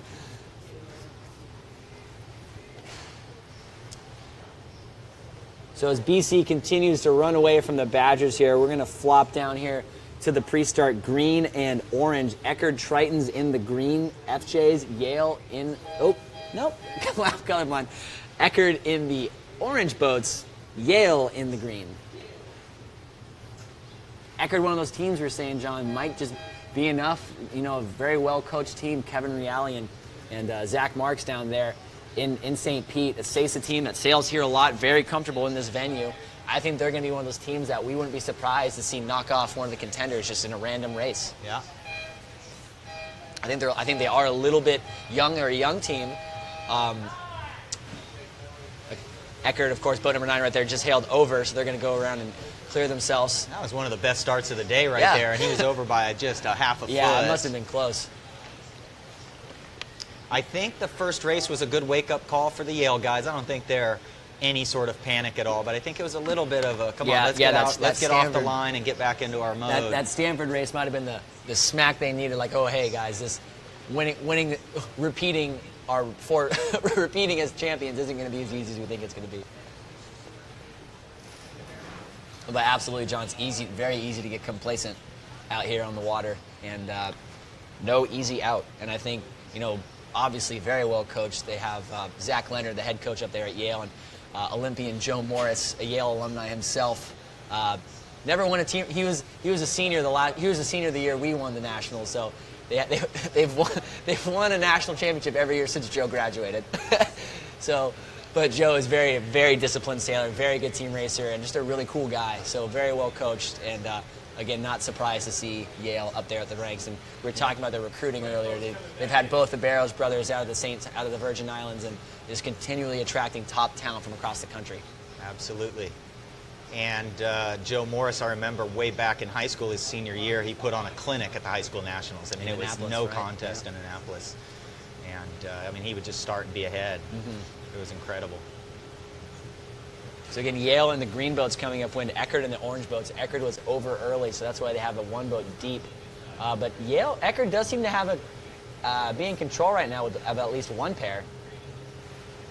Eight might be in first, actually, which is a pretty powerful position to be in, especially if you're chasing. You can, I'll say it once, I'll say it again, like a bull in a china shop, John.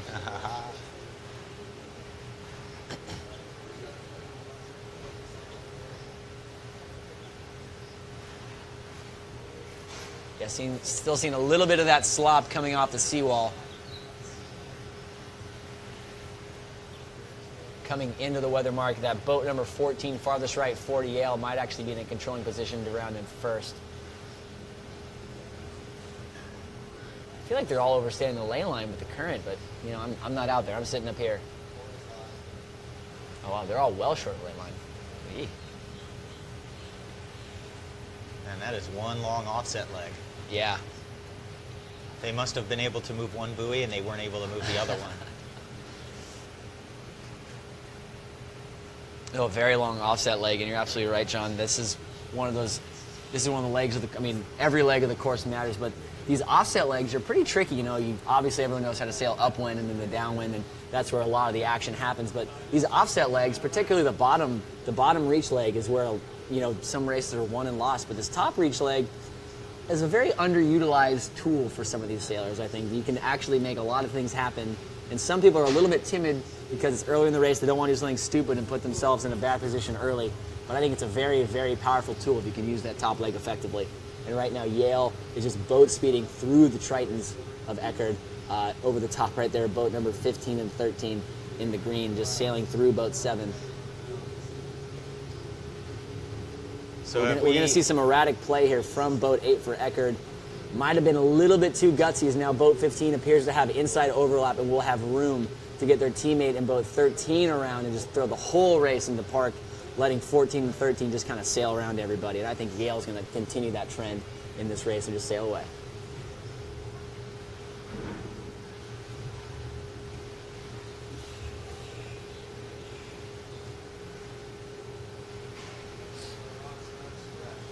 Yeah, it's just so beautiful to watch these colored sails and be able to figure out the results so quickly online there when you're watching. Yeah. So there's the 1-2-5 easy win combination right now. These colored sails are they're only used at the Nationals every single year, so it's very, very easy to see what's going on, and from a visual standpoint, it's pretty impressive. Especially Charleston here, they have 2 fleets of boats, get so many races going at the same time. It's very efficient and very, very easy to follow.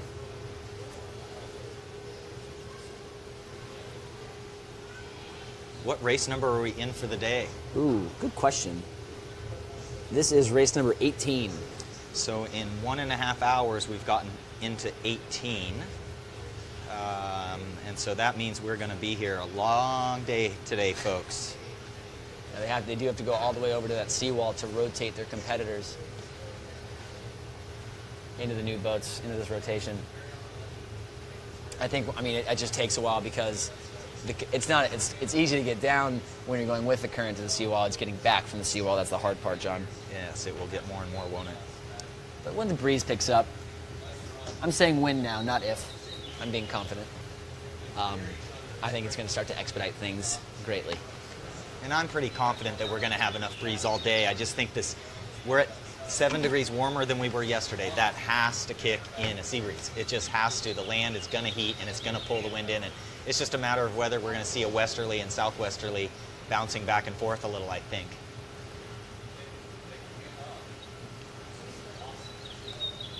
Yeah, looking down into this next flight we got cooking up, we got some great races. We got Navy, Georgetown, little Mesa rivalry right there. Two prominent programs in that district. Stanford, ODU, going to be a great one as well. And MIT, Charleston, Hobart, Oregon State. Man, all the races are good here, John. Absolutely, and if you're out there watching the live stream here, make sure you're inviting your friends over. Hook that thing up to your TV or something at your yacht club and have it playing throughout the day. And get your friends together and learn a lot about team racing. If your kid wants to sail in college, I would have them watching a lot this weekend, and then watch it as review for their practices. Yeah, it's the high school team race national championship this weekend up in Norfolk, Virginia. So I think some of those kids are busy sailing. But I know on Monday when we're still cooking and their regatta's over, I'm hoping they're all going to be watching at home, taking notes to see how the college kids do it. Yeah, and high school kids really need to learn that college sailing is a substantial step up in time commitment. Oh, absolutely. And fitness level, and you know, it's the most awesome experience. But high school sailors really need to start planning for college when they're about a sophomores and juniors, when they start to ramp up their game especially hard. Because you're going to go to college, you got to get yourself used to the intensities that you're going to face with. You know, a lot of these coaches are incredible role models, but you know, I have a couple kids sailing in college now who are like, I'm wondering, you know, what does my coach think of my skills and everything? You know, I mean, it's not like a bubble wrap situation. You know, they're pretty honest with these kids about where they're at, where they need to go, and you know, for an 18-year-old, that can be a little bit of an ego hit when you're kind of a champion at the high school level. Yeah, absolutely, and just being very, very humbled right off the bat, especially adjusting to the college game is always fun to see that. At Charleston, we get some hot shot kids coming through. They're all, you know, think they're going to come out and win every practice race. And first couple of months, even the first fall, they're just getting smacked out there. So it's always fun to see them get humbled. Yeah, there's really nothing better than getting smacked to get good. You know, Absolutely. I mean, we could put people out there against poor competition and make them feel good about themselves. Absolutely, and we're seeing Silk checking in back upwind here. Boston College in those green boats, Eckerd in orange. Boston College seemed to be in control of this one from the get-go, especially after some great management here from the Boston College Eagles.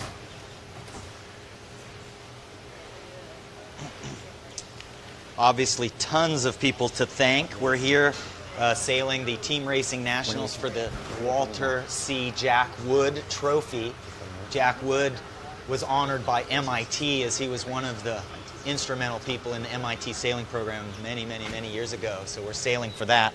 You know, Ryan Davidson, the race committee, Steve Wrigley, the international jury and the jury chairman, and Greg Fisher, world-class sailor, director of sailing at the College of Charleston, and he has been in charge of this. They only had 8 months to prepare, and I know that sounds like a long time, but it takes at least, you know, usually a year to plan for this event with all these teams and Greg, and they had less than that, John. But we're going to take a quick break right here. We'll be back with you very soon, so stay tuned. Take this time, go to the bathroom, run to the store, get some food, some grub, get your friends over, text your buddies, and we'll be right back with you shortly. Stay tuned.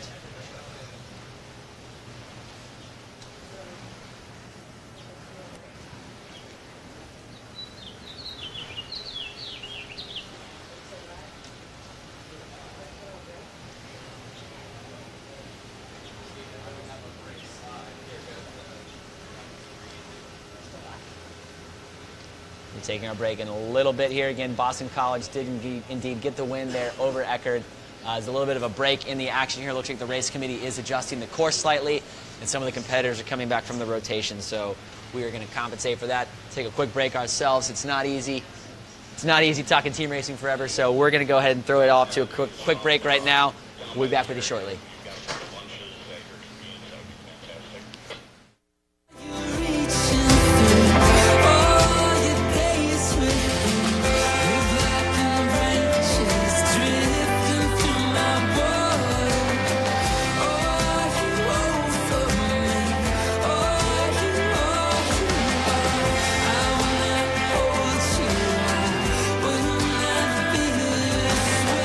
I will not miss you.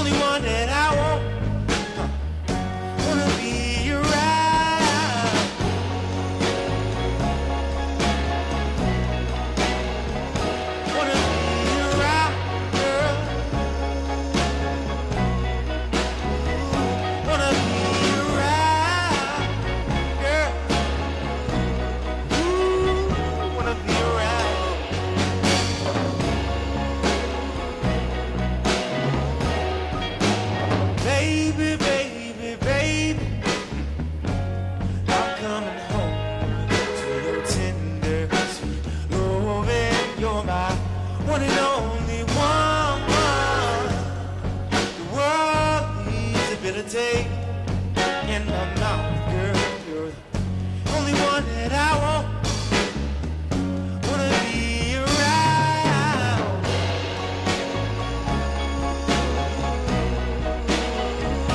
Wanna be around, girl. Wanna be around, girl. Ooh, wanna be around, girl.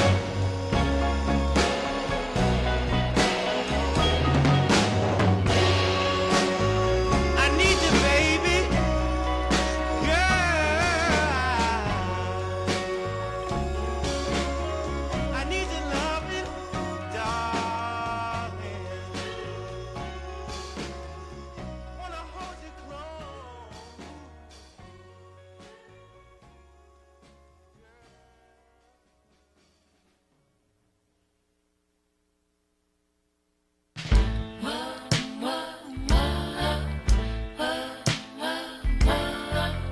How come you never go there? How come I'm so lonely?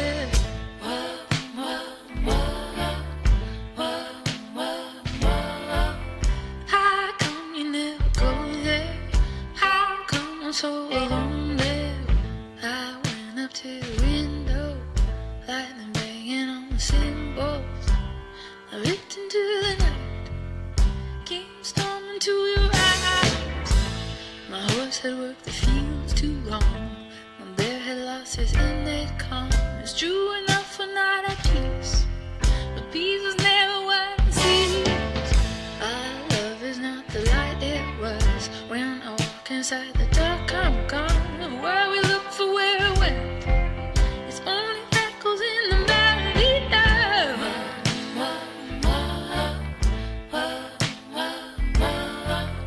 How come you never go there? How come I'm so lonely?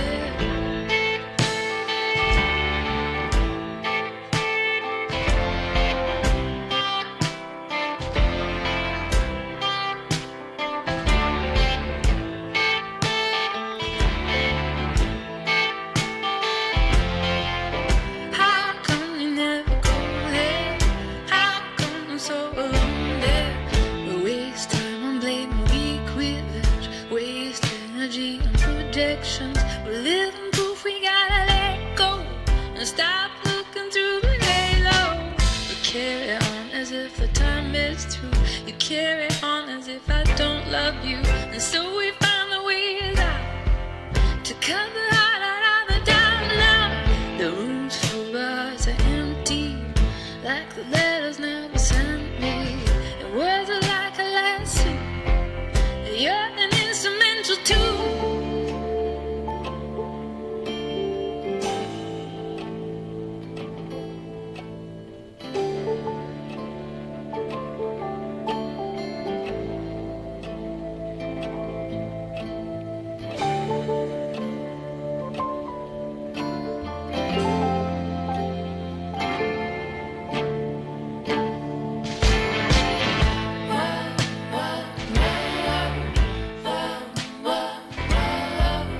How come you never go there? How come I'm so lonely?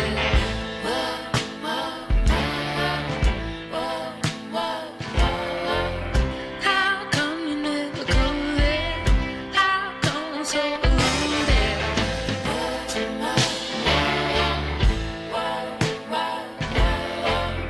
How come you never go there? How come I'm so lonely?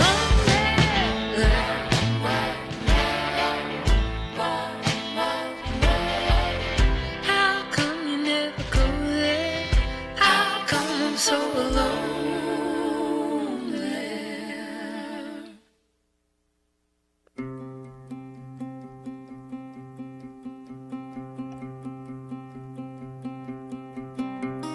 Dearest Emma, there's a ghost in the town, a ghost in the town from where you came. Dearest love, there are cracks on the wall, and voices in the hall I can't escape. Can you remember when we all were young, when we all were much younger than today? And Have you noticed all the signs on the road, causing all who passed and over, please be safe. And I won't keep quiet for the harm I've caused, and I can't read wrinkles on your face, and I don't have pennies for the things I've done. I can't explain. There is a photo on the dash of our car that's recently gone dark from all the sun. Could you imagine if our skin were to fall? Would the world just be a part of what we've done? Dearest Emma, there's a ghost in our town, a ghost in the town from where you came. And all the nights that the dog would bark, we stare at the remark and cry in shame. There's a crack in the center of our kitchen floor, and I'm curious so what it could destroy. As I reach my hand into the dark below, I hear your voice.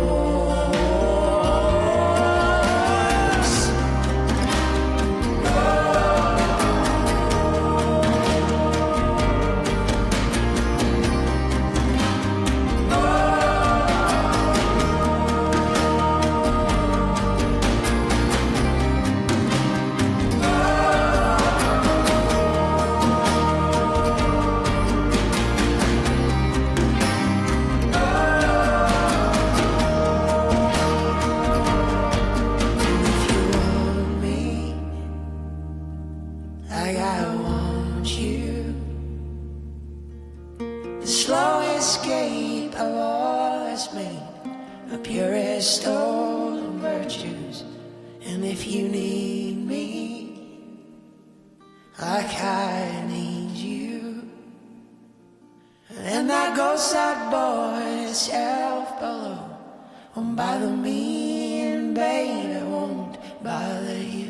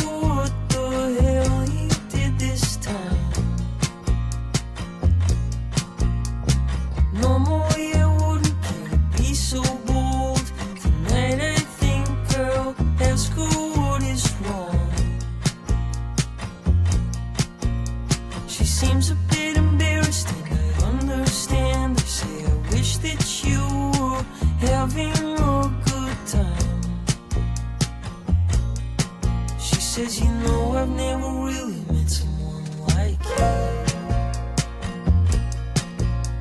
you. You know, I've never really met someone like you.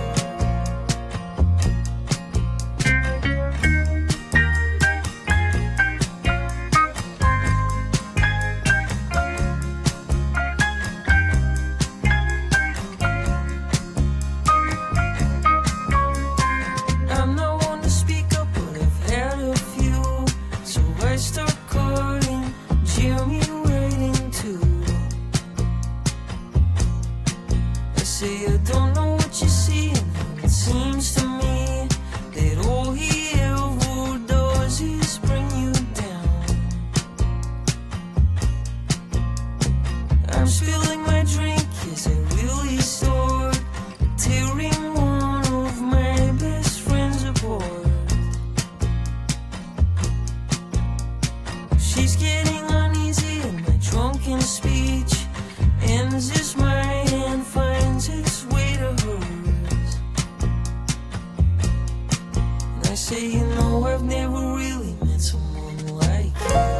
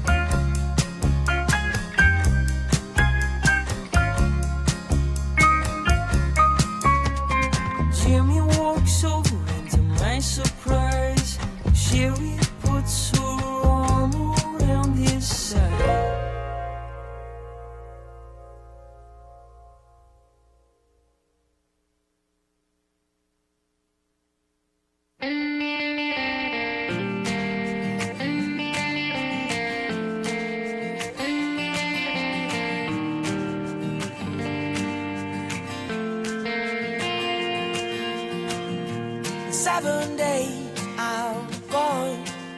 Call of the wild in me, carry me across the world. 7 days I'm yours, and I'll have all I need to carry me into the north. You know, if I could find a way to spend my days with you, oh, you know I would. You know, if I could find a way to work it out with you, oh, you know I would.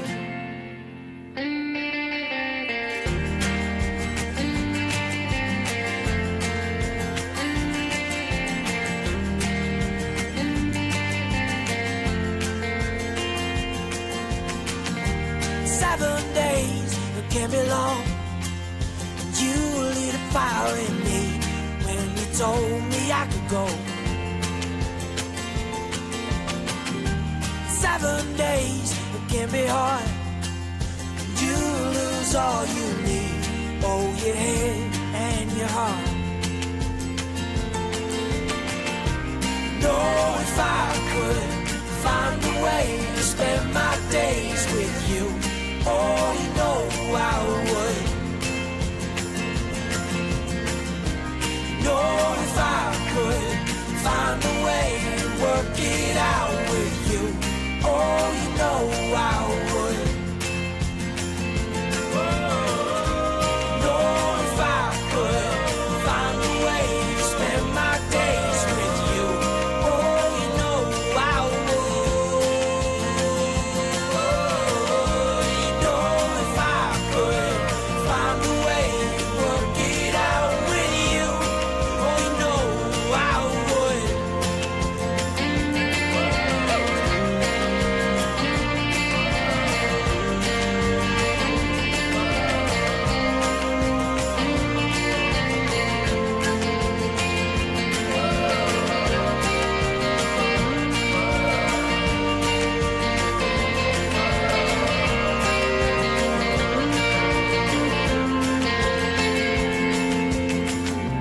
You know, if I could find a way to spend my days with you, oh, you know I would.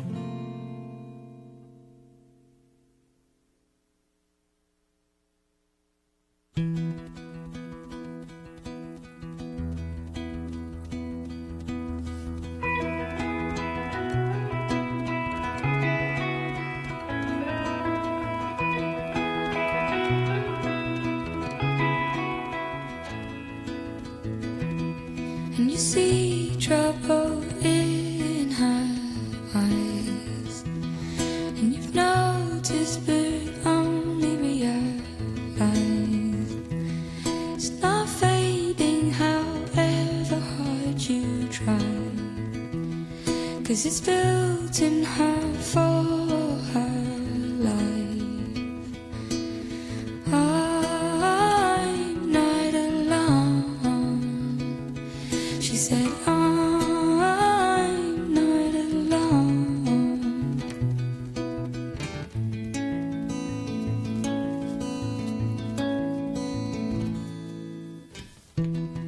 She takes the night bus home.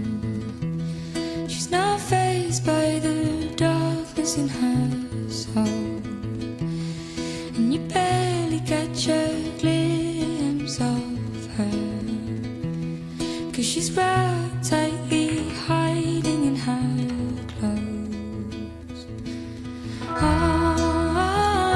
not alone, she said, I'm not alone. No, I'm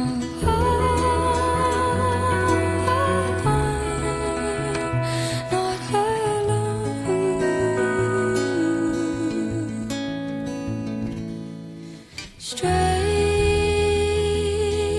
Strangers, and they're walking my way, and I'm talking to myself. Strangers, and they're walking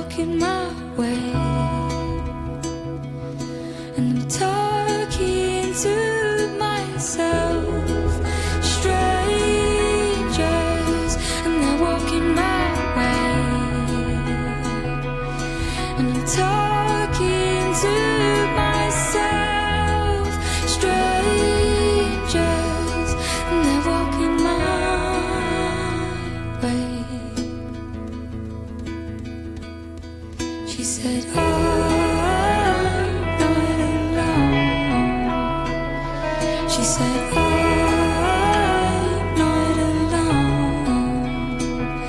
She said, I'm not alone. No, I'm not alone.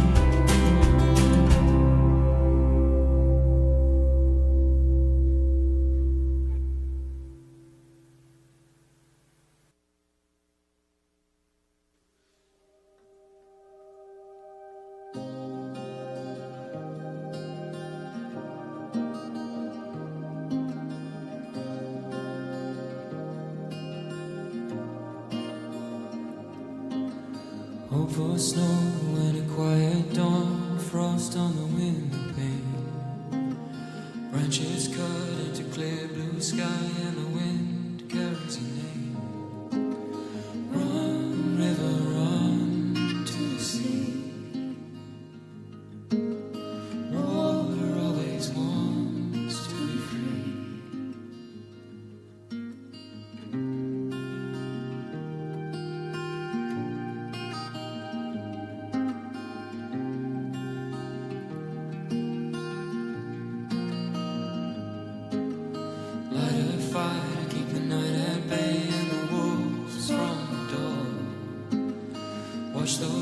bubbles rise with her smoke and shadows dance on the floor. Run, river, run to the sea. Water always wants to be free. Run, river, run over me. Water, take away my memory. Water, take away my memory.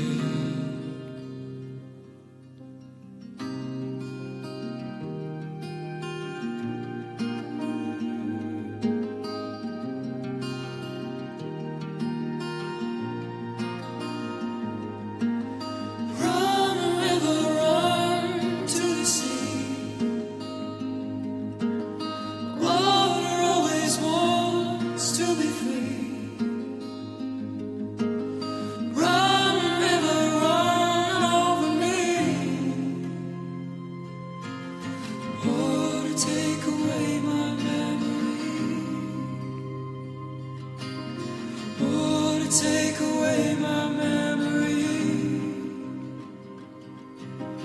Water, take away my memory. Water, take away my memory. Water, take away my memory. Run, river, run to the sea. Water always wants to be free. Run, river, run over me. Water, take away my memory. Water, take away my memory. Water, take away my memory.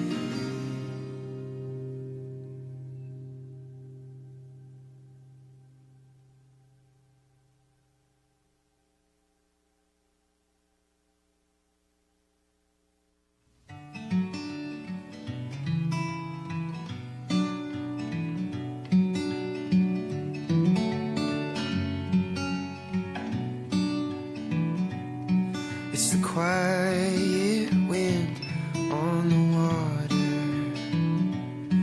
and the thundering stars up in the sky, the scorching forest fire, and a complex human eye, the sound of waves collapsing, or a newborn's waking cry, the way new seeds float to the ground, right where the old flowers die. That I know you're there, I know you're watching, though I don't feel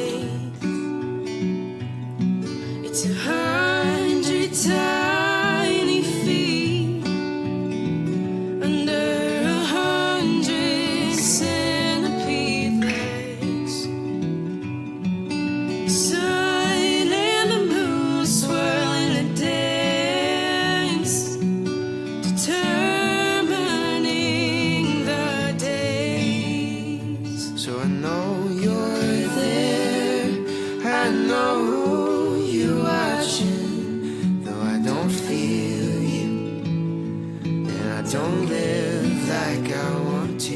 You still care, the Lord, I'm prone to wonder. I'm hardly listening, you're always calling.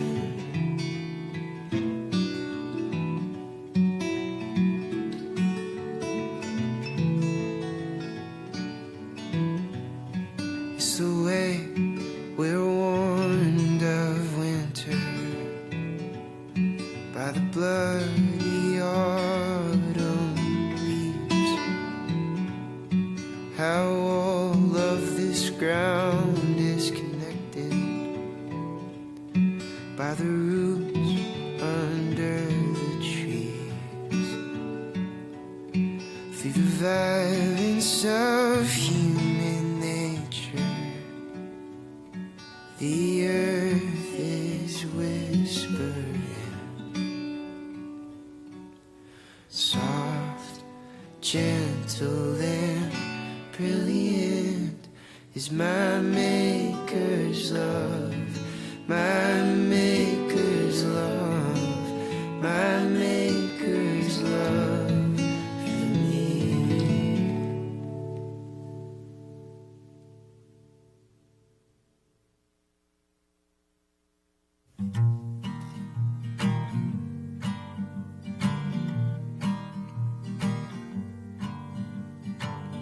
Hide your horses, hold your tongue, hang the rich and spare the young, who drain the spirits from the jars, hop the fences, steal the cars, run on fumes and from the law, and burn for us right through the fall.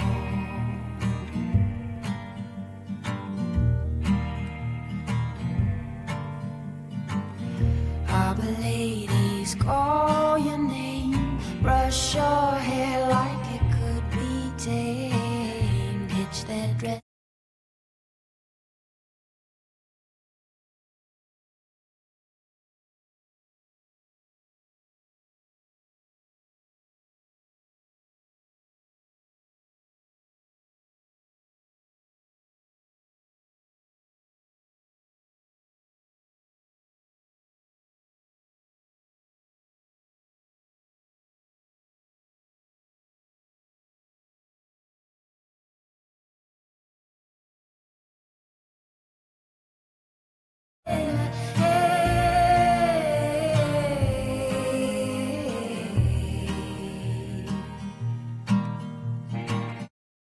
Who sees the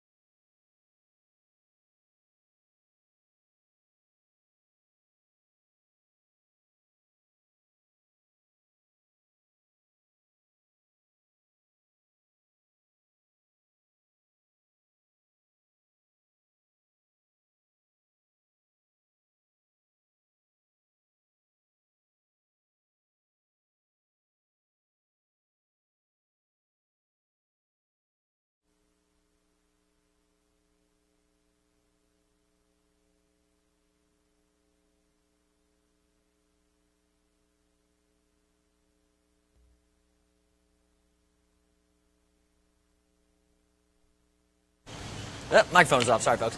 So we're back. 2017 LaserPerformance Team Racing National Championship here in Charleston, South Carolina. I'm Brooks Clark. Alongside me, well, not alongside me right now. He's out there on the water. John Rogers. So we're going to try to see if we can get some of the interviews with some of the competitors after and before their races. So we'll see how that works out for us. Took a quick little break, but now we are back, coming into you right now with the Tufts University Jumbos versus the Oregon State Beavers. Tufts going to be in the blue boats. Oregon State in the orange, which is fitting since that's one of their colors. And Tufts is also, I think, blue is one of their colors.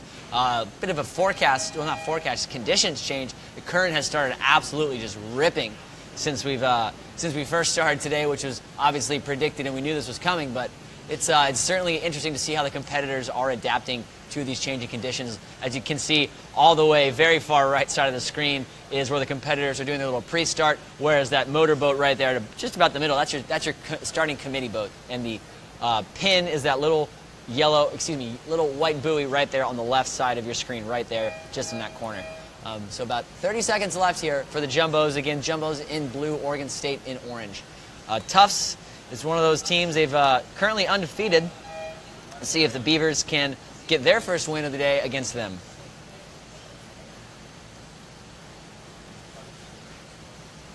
Yeah, absolutely just wild. Traditionally, the starting line in the team race is not this long. This is typically what we see more for fleet racing type stuff, but the race committee is very diligent with the current, very experienced here in Charleston alumni. As a PRO, Ryan Davidson, he's been doing a fantastic job getting these races off in these trying conditions, adjusting the course such that some of the legs are different lengths to accommodate for the current. So off the line here, we see the Jumbos kind of in a very controlling position over the Beavers, and you can just see the current just ripping them. From right now, looking at the channel from where I'm sitting, it's going right to left on our screens. I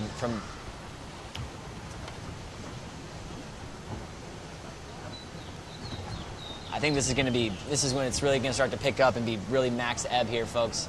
It's, the current in Charleston is what it's pretty much famous for. There's really no way to avoid it. So it's all the competitors knew what they were getting themselves into at this event, and they've been practicing, trying to find the most current-heavy places. All right, we're going to see if we can throw it down to John real quick. John, what you got down there?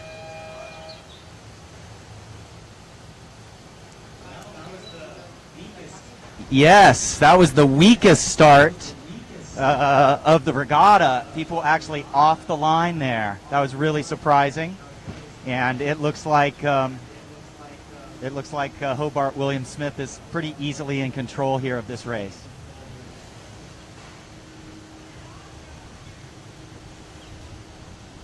So this is the kind of the best breeze of the day right here. 9 knots, team's starting to hike and getting them going, but I think Oregon State just got off to such a bad start there that I hate to say it, but this race might already be over. Yeah, so these current, as you see the competitors getting sucked really close into that seawall right there. We can see it right now. There's a lot of slop, a lot of reverb, chop coming off that bottom left-hand corner of this race course is absolutely brutal. You don't want to have to get stuck there. And the closer you get to that seawall, it's going to be even sketchier. Nice visual here at the weather mark as Tufts is very much in control over the Beavers as they're going to round this weather mark in a 1-2, possibly 3. And they do.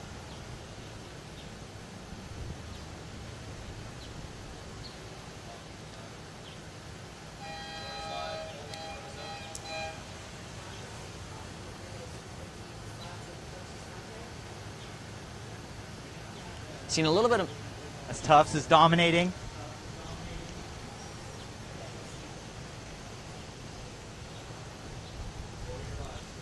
Okay, so the windward mark and the offset leg were kind of interestingly set. They're not really set up square to the wind, so that was kind of an upwind leg on the offset leg there at the windward mark.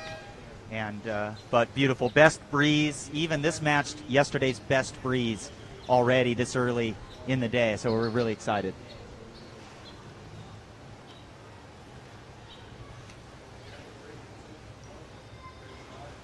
Yeah, it's tough. She's just sailing away right now in this one in the blue boats. Just kind of blasting away from the Beavers.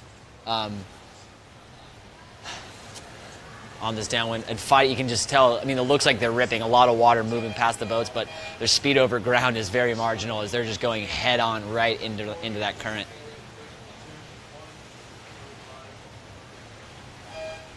A lot of backwash, a lot of chop slog, again, super close to this seawall and reverbing off the Yorktown here where we're sitting. So it's very, very interesting conditions, but typical Charleston from what I would say.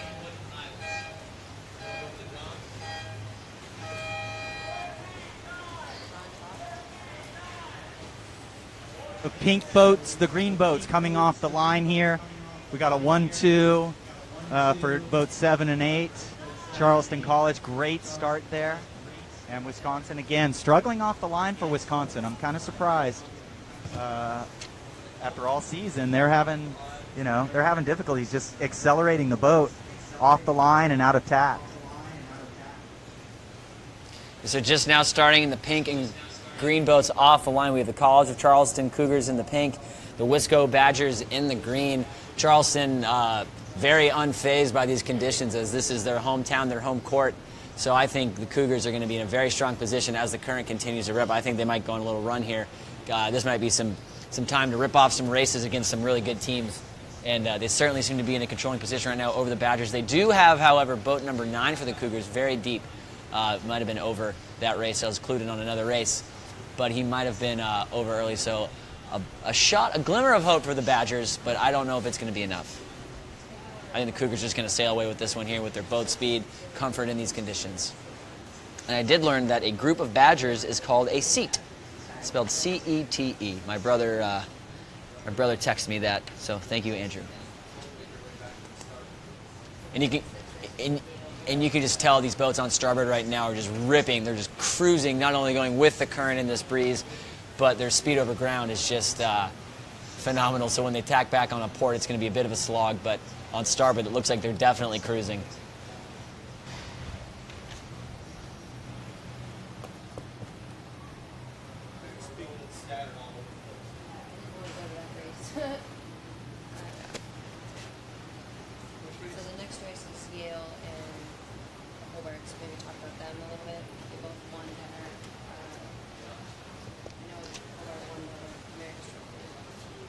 Yeah, cooking up down here in the pre-start. Our next race should be a good one. Hobart Statesman versus the Yale Bulldogs. Yale's going to be in the red boats. Hobart's going to be in the blue boats. Excuse me. And I think this is going to be a good one. Both of these teams are, Yale is well established, and Hobart really kind of surprised a lot of people down in Mesa this year. Qualified for the team race nationals after a couple years away from it. I believe they won the America Trophy, which is the fleet race championship for the Mesa District. So definitely a team on the rise. A lot of great young talent, well coached, well disciplined. So I think this might be a test for one of the first real tests for Yale. They haven't had, looking at who they've raced so far in the regatta. I think this might be one of their toughest tests yet, other than the Cardinal.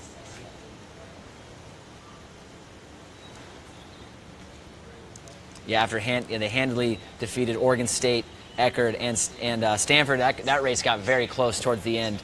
Stanford had it, but Yale did a great job of mixing it up there on that final beat and getting the win. So I think this race against Hobart might be a bit of a tricky one for him.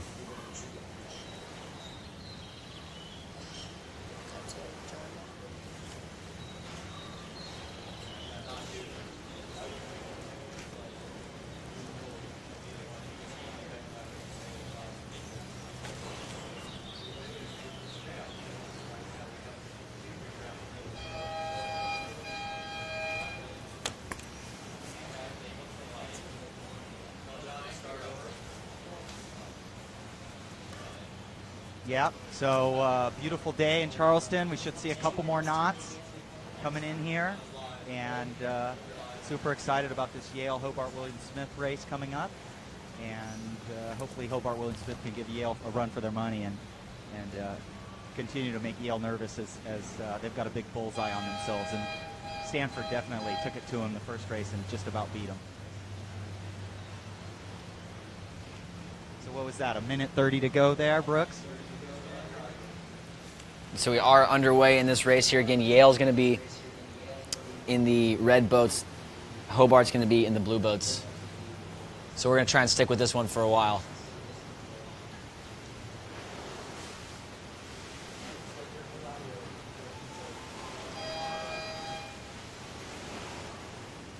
Very up current here, much more than earlier, and obviously way more than we saw yesterday.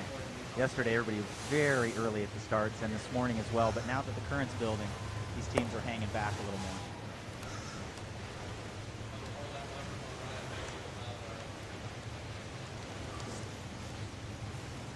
Okay, so these guys are all late for this start, and you've got people that are going to be, 30 seconds at least late. I don't think they're really late so much, John, as them being, just taking these conditions into the account. And in team racing, I think you can afford to be a little late, rather, if so long as you're ahead of your opponent.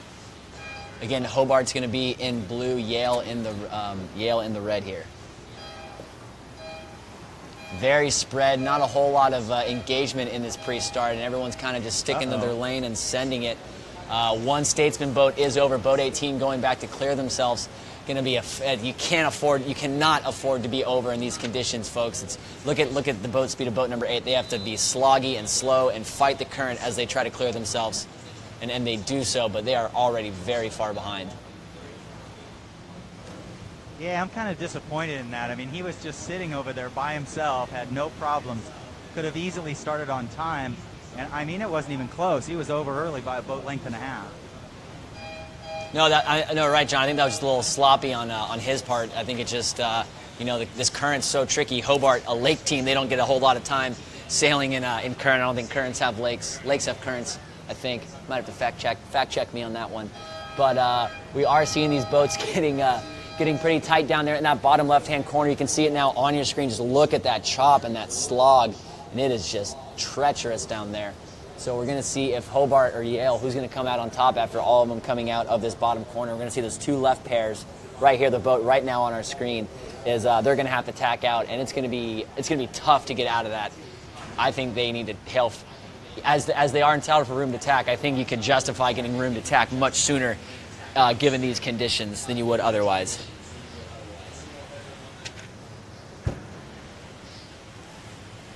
Yeah, we're over here on our boat in this corner in the chop, and just watching the jibs, the concentration of the jib trimmers. They are having to play the jibs out 3, 4, 5, 6 inches through lifts and headers and chop, and it's just a concentration program that really is just amazing. The boats are barely moving. Oh, right, John. I mean, you were just saying how there's crews still sitting in the boats, but it looks a little breezier than it really is. The current and the chop really does create a bit of a effect where it looks a lot windier, but it's definitely light right now. Yeah, and then once we get out past this outer dock, the wind increases about 4 knots. I mean, it's just a dramatic difference as soon as we get out past this rebounding dock over here. No, I mean, I can tell you many horror stories, John, about my time practicing here for 4 years and sailing for the Cougars, and sometimes people get a little bit too close to that seawall, and Coach wasn't exactly thrilled with our dock and boat maintenance team wasn't exactly thrilled with how things wound up on the boat. I'll leave it at that. Was I involved in these incidents? I'm not going to say that. Well, Team 234 from last year is in 234 in this race, so they're back to their comfort zone. They love to be near this position or in this position. Yeah, no, right, John. The 234 is arguably the most stable combination in team racing. It's very, very hard to break up if it's executed properly, and Yale certainly a disciplined team, obviously the 4-time defending national champion. It'd be tough to see if the Hobart Statesmen can start to mix it up here. Try to find a chink in the armor here of the Yale Bulldogs. Yeah, so they'll probably do, what's the high-low move now? Is that what they're going to do now, Brooks? Yeah, so boats 17 and 18 are just full speed ahead, full throttle down. They're going to have to pick one of the most vulnerable boat for the Bulldogs, and that to me right now looks like boat 3, their farthest back boat. I was saying earlier, John, how the race committee was adapting and accommodating to these conditions. as from a bird's eye view on paper, this downwind is very short. It is not a long leg at all from a distance standpoint, but taking the current into account, it's absolutely, the length and the time of the race absolutely makes sense. So I think that's a very good decision, keeping that leg very short. Yes, good observation. I think that they'll stretch this course out just a tiny bit now, because I'm feeling pretty good breeze even as we're drifting downwind here. Yeah, and then we can see it's going to be very interesting coming into this mark. Very, very difficult to set up a mark trap in these conditions. Boat 16 is going to have to do everything that they can, but it's nice because they do have a little bit of a conveyor belt effect. They can stay there a lot longer because the current's just pushing them back, but it doesn't look like they're able to make anything happen as they weren't able to execute around Mark 3, and they're blasting to Mark 4 now. Maybe since it's a more of a, it's a tighter angle, that offset leg, they might try to make something happen there as a more of a traditional leeward mark sense.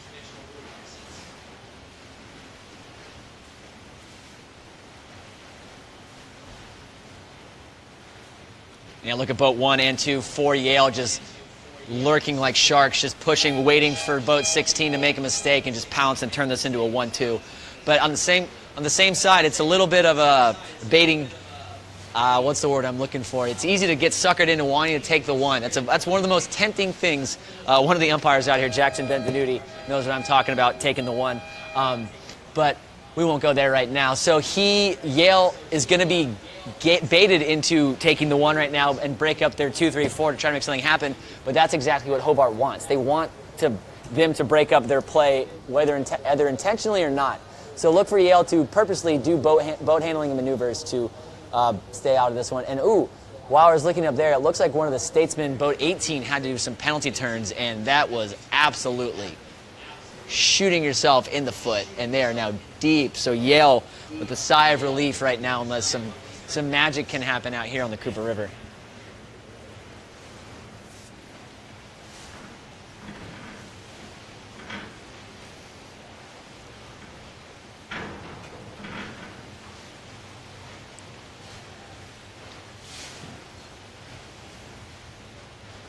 So the current is absolutely ripping, and John, earlier we were talking about that alternative course that they tend to run here, the Cooper River double modified cross current port triangle, which to me would be, this is the exact condition you want to run it in.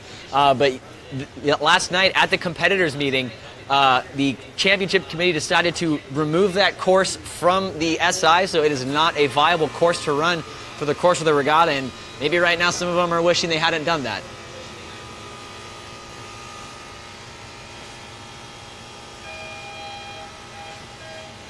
Conditions and current strong. First River's course is just super cool, actually. Yeah, so Yale continuing to sail away from this one. I think they're going to hold on to this to the win here and get a big win over the Statesmen, who, will that be their first loss of the regatta? Well, let me refresh the scores here. No, that'll be their third loss of the regatta. The Statesmen falling to 1-3, not quite what I expected from them this early on. But sometimes this early in the regatta, you look at results and you can get a little intimidated based on how the scores look. But that's just who they've sailed so far in the rotation. Some teams might have sailed, those teams that we'll see at the bottom half of the round robin, and some of them might have raced all the top teams already. So it's hard to really judge conditions, and I don't take rankings too much into effect this early on, especially in the round robin. See, throwing it over to the starting line right now in green and orange, we got a bit of a barn burner. Looks like that's going to be the Texas A&M Galveston Aggies in orange, Stanford Cardinal in the green. Stanford showed the most vulnerable out of Yale so far. They pushed them to the limits for sure. That was the closest race, one of the closest races we've seen.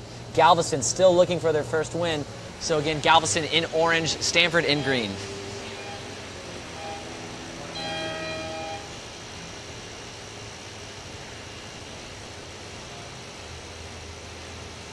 The event.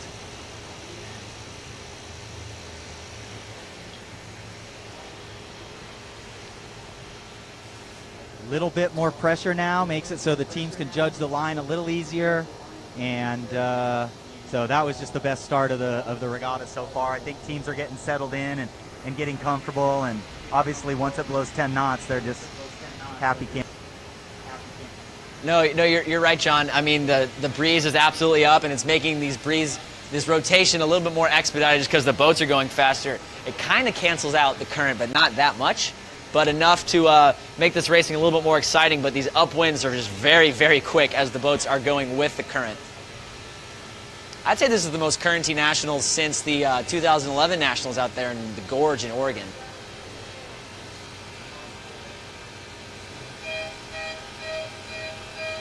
That year was crazy nuts, wasn't it? The current up there.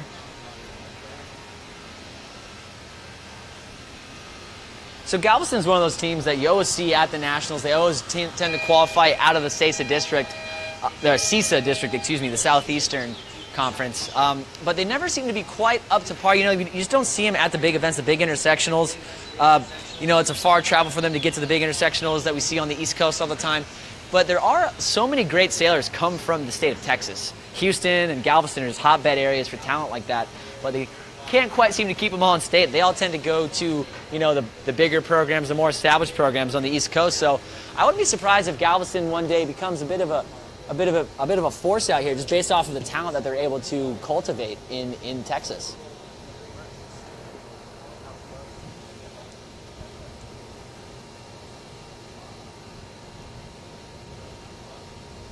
Well, it looks Great like shot right there Stanford's of the kind of got Aggies this just one under hiking hard. control out here.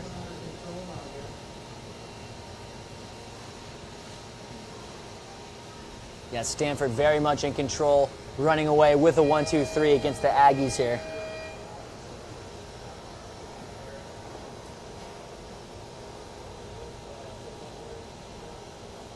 This is what college sailing's all about, though. You know, if we didn't have this big, huge format here where we have 36 teams and 2 different semifinals and 16 teams at team racing, I mean, it takes a lot of work to put on that big of a regatta. But then you look at the positives of teams like Texas A&M Galveston having the opportunity to come and do a couple national championships, whereas if it was a small format, these small teams wouldn't be out here, and I think that's what we're all striving for, give everybody, more people a chance to experience the top level of college sailing. No, you're right, John. I mean, just getting to the nationals is a huge accomplishment for a lot of these teams. And Galveston, I know they just cherish the moment and love the experience racing some of the top teams in the country. But checking in at the starting line, we got a very exciting race that I've been looking for. One of the ones that I circled on the rotation before we even started racing today. Race 31, Georgetown versus Boston College.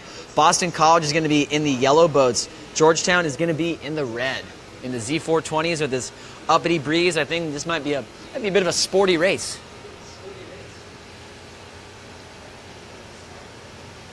Yeah, Georgetown got second last year, and they've got several of the sailors back again this year, and obviously a very deep program. So, you know, A.J. Ryder and Campbell Deleskew, and I'm not sure who their third skipper is, but they're going to be tough to beat this week.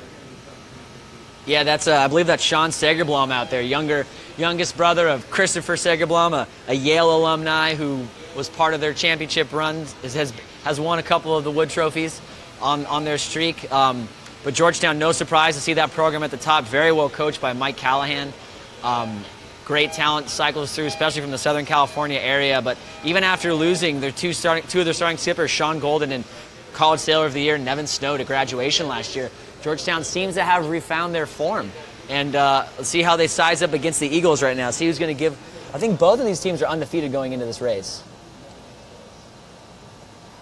Yeah, that Georgetown team, all 3 of those kids skippering for Georgetown are kids that I've coached in the past. And AJ is so well-rounded with his match racing championship this year at the College Match Racing Championships. Georgetown won that. And then Sean Segerblom, just amazing kid who's, you know, come up and earned a spot on that team, you know, despite maybe not having the early success that some of his brothers had. And then obviously we've talked about Campbell. Yeah, we're seeing the teams right now. Some of them are flopping back onto port. Some of them are getting tucked into that corner back there. I'm curious to see how these guys navigate this corner. Both of them tack, and it's such a burnout when they tack. They just lose all this speed, all this distance, and they get sucked, at least almost half a boat length on each maneuver. Traditionally, tacking is, maybe not in this breezier stuff, but when it's lighter, you want to tack, try to keep the boat moving, get that little bit of punch out. But when it's currenting like this, tacking is just absolutely atrocious.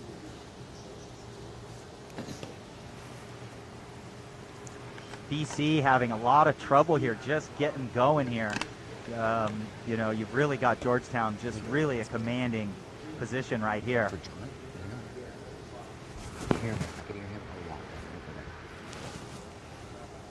Yeah, BC certainly seems to be in a bit of a trouble right now navigating through this slop. The Hoyas do seem to be in control in this one. Again, Georgetown in the red boats, BC in the yellow. It's kind of funny because we have two race courses here. We've got the first half of the beat where it's just absolute difficult just to move. And then all of a sudden it turns into a good breeze and the crews are hiking. And so, the start is really about, the team racing's about messing with each other, but right now there's a lot of sailing involved in that first bit because Georgetown just sailed better off the line. They didn't have to team race at all. And so Georgetown's going to round this weather mark on a 1-2-6. And obviously, you want a little more stable combination. But BC might be in a position to pounce here. I'm curious to see how they navigate this long downwind of, well, not from a distance standpoint. Not from a distance standpoint. Not from a distance standpoint. Not from a distance standpoint. Not from a distance standpoint.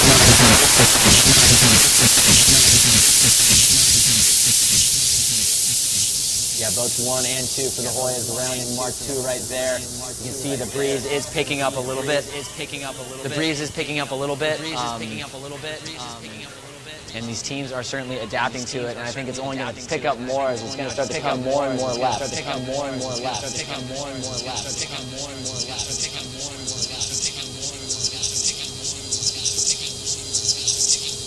Yeah, with that hot city. Again, be mindful. Georgetown does have the boat in last, so two boats out front, they have zero help. BC does find an opportunity.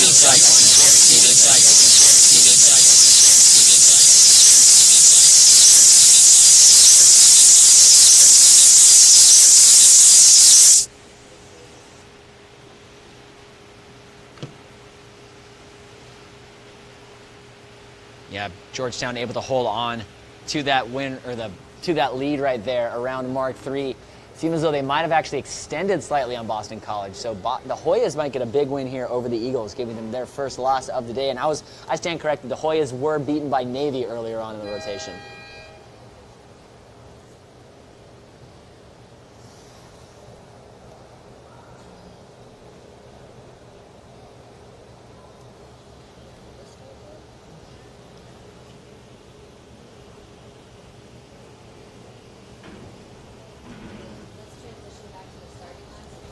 What is Okay, the so the next Hoyas race are here coming up? indeed going to look like they're going to hold on to this one, barring something substantial happening. So checking back in down here at the starting line, we're going to have the Old Dominion Monarchs in blue versus the Eckerd Tritons in orange. Again, ODU, one of the hottest teams right now in the country, I would say, from a team racing standpoint, winning the Zambecki and being absolutely very, very tough, a tough out, as they would say, at their district qualifier. Well coached, well disciplined, but Eckerd certainly another team that's very comfortable. As we were saying earlier, they sail here a lot in the ICSA district events, so I wouldn't be too surprised to see if the Tritons can make something happen here.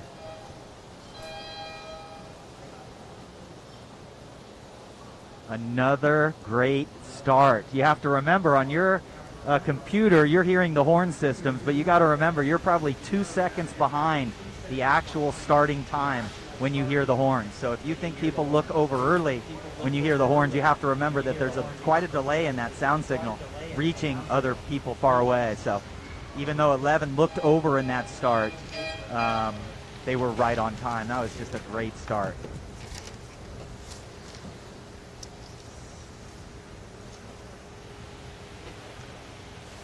Again, so we have Old Dominion here in the blue, Eckerd in the orange, and Old Dominion does seem to be in a controlling position here.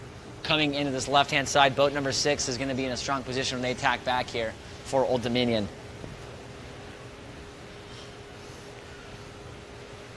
And as boat 4 crosses boat 12 here, I believe they are from my perspective. or a strong lee bow from the Eckerd Triton in boat 12. That's 4 tacks away, especially in these conditions. Making your opponent's tack is certainly.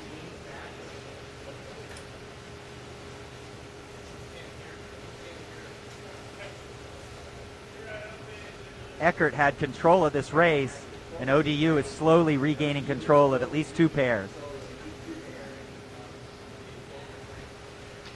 I mean, John, you're right there on the water. What's it look like to you? Is it a boat speed advantage, or what's the how's ODU clawing back into this one? Eckerd got off to a really good start, but ODU has regained control of at least two of the pairs, and maybe this is all going to get exciting here. It looks like 12 is going to be able to get a pass back going on here, and it looks like Eckerd's going to round with a 2-3-5 possibly. Yeah, with this current, this is just very unorthodox conditions. Very few teams have the luxury of practicing in these sorts of conditions on a very rare day, maybe wherever they sail. So these current-heavy weather mark traps at Mark 1 are certainly entertaining, just because no one really knows exactly what the play is, what the move is. It's just kind of, let's see if this works.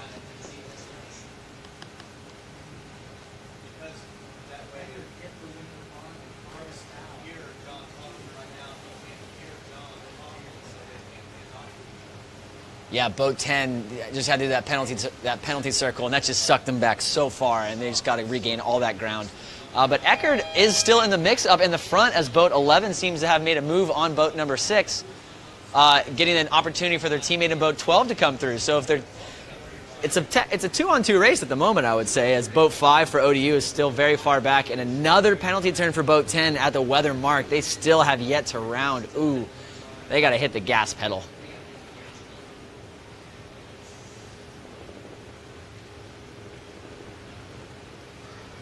I mean,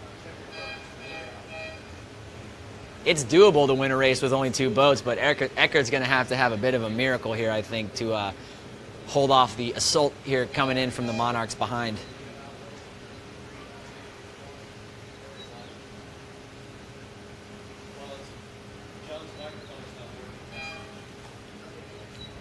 So if boat 12 might have an opportunity to make a move on boat 4 here, they're all consolidating. This race is getting very crunched. It was very spread out, but now it's getting a lot more consolidated as the leader in boat 4 and for ODU, and Eckerd boat 12 is both slowing themselves to bring their teammates in closer. ODU is very timid right now about they just want to execute this and put this race to bed, but the Tritons are being feisty.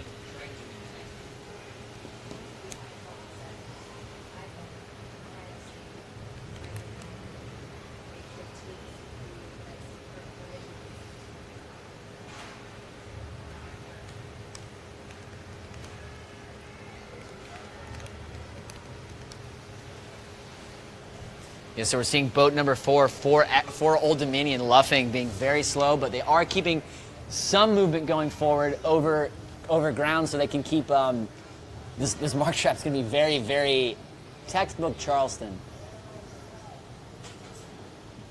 One wrong move, and boat 4 might have already put themselves in a position to not make this mark. If boat 12 is farther down than we think they are, it's a little tough. I don't know if they completed that double jibe right there.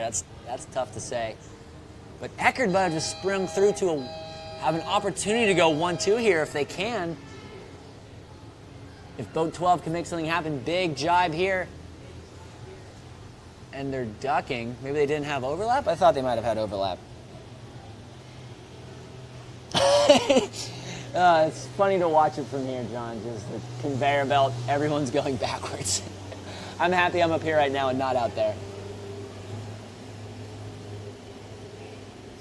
But you are correct. They are getting about 0.1 over the bottom right now. 0.1 knots of boat speed over the bottom. Or 0.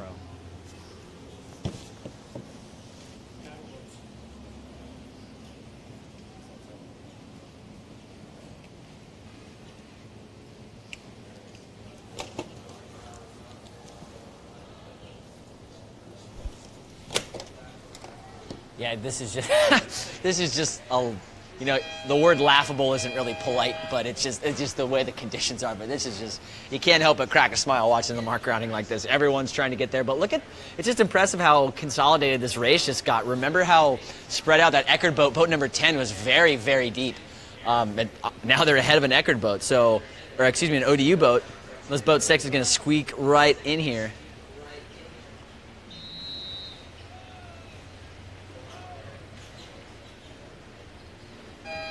Seeing some umpire flag call, couldn't quite hear who they were hailing.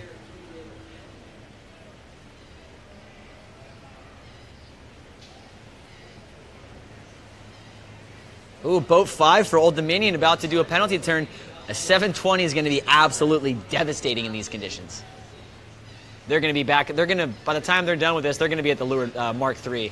So they're going to have a lot. That's you can't afford that. That's not what Coach Mitch Brindley and Charles Higgins were hoping for right now. So Eckerd rounding Mark IV and a 2-3-4, very strong, very commanding, and things to be looking very favorable for the Tritons at the moment. This is one of those races, John, we were talking about in our morning show, teams that might not quite be in the gold round, but they're certainly capable of knocking off these more experienced teams, and we're seeing it right here, Eckerd over at Old Dominion.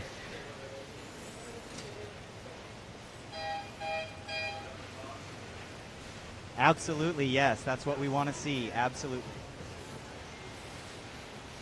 Yeah, we're all about the upsets over here, John. Yes, yes, yes. Absolutely. Who do we have going on over here in the blue and the red?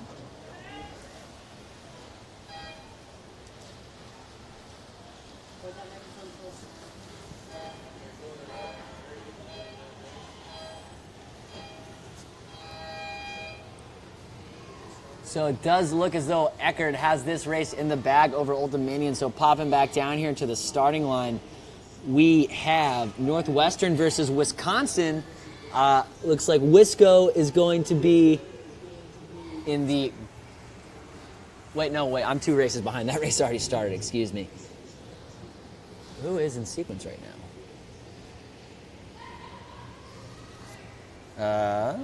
There's the Northwestern race, and it looks like this is going to be Yale Tufts. Ooh, some Nisa on Nisa crime. Yale's going to be in the red boats. Tufts going to be in the blue Z420s. Yes. Excuse me, CHAs. Yes. That's the race that just started. Yes. Okay. We're back up to it. Yeah, I was all confused. I'm sorry, folks. Yale in the red boats. Tufts in the blue. Yes, and I didn't Yale, quite see the start, John. I was trying. Yale is off to a big lead in this race. So this race is, I'm not going to say it's done yet, but it was just a really poor start by Tufts. And, Yale is just kind of playing it back and forth, trying to keep the balance here. Yeah, Tufts knocked off Hobart Williams Smith earlier. Remember that race? That was one of the most exciting races of the day. But I'm of the belief that Tufts might have gotten a little bit of help squeaking into this Nationals in their qualifier by the fact that it was on their home waters of Mystic Lake, sailing in those larks that are a little bit tricky. And it seems as though Yale, who dominated the NISA qualifier, is, I don't know if they're out for revenge right now, but I think they're trying to make a point.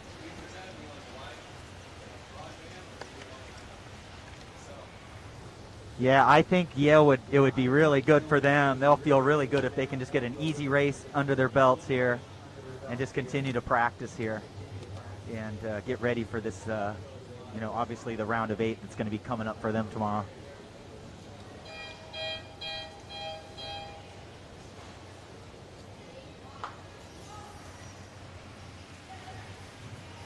Yeah, as we see here now, Yale around the weather mark in that 1-2. The farthest left boat on your screen, though, boat number 2 for Yale, is having a very tough time getting upwind, as there is a wall of jumbos right behind him, those blue boats. So I feel like this is exactly like that Georgetown BC race we saw earlier. 2 boats running away with a deep 6, so we'll see if they can make something happen here, but I think that lead and that gap might be a little bit tough to surmount.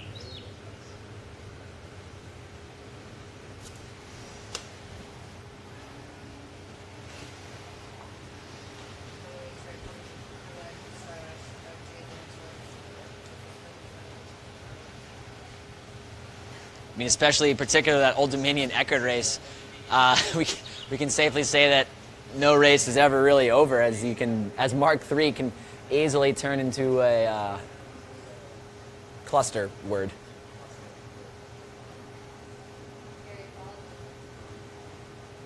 We're seeing a couple of those jumbo boats. Boat number 17 committing high, trying to get to the inside. That's where we saw Eckert able to make that little bit of a power position coming in the leeward mark. So we'll see if Yale, slightly more disciplined, might be able to keep this cut and dry.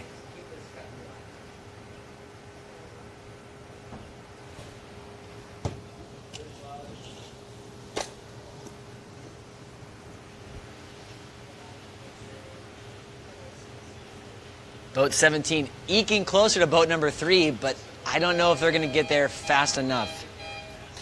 It's hard to tell the overlap from this perspective, and I don't know if they're any yet. Yale is definitely not in the 2-boat length circle yet.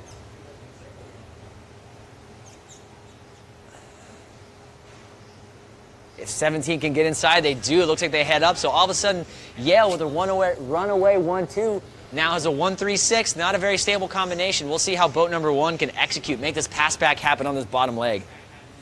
The sooner they can, the better, as boat 16 for the jumbos is coming in hot. Yes, so much for my theory of Yale having an easy race, I guess.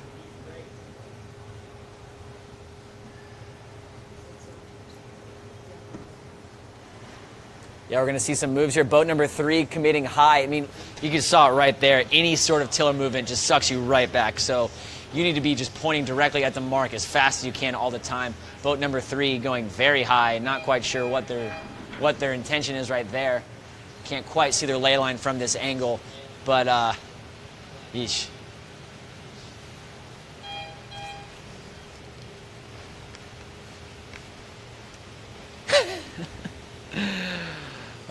It's just funny watching this on a screen, and it's a conveyor belt. I mean, the thought is, as this velocity of the breeze starts to increase, we'll see, things like this won't really happen. But the sea breeze, still quite a little timid, scared to really quite pipe up the way we want it to.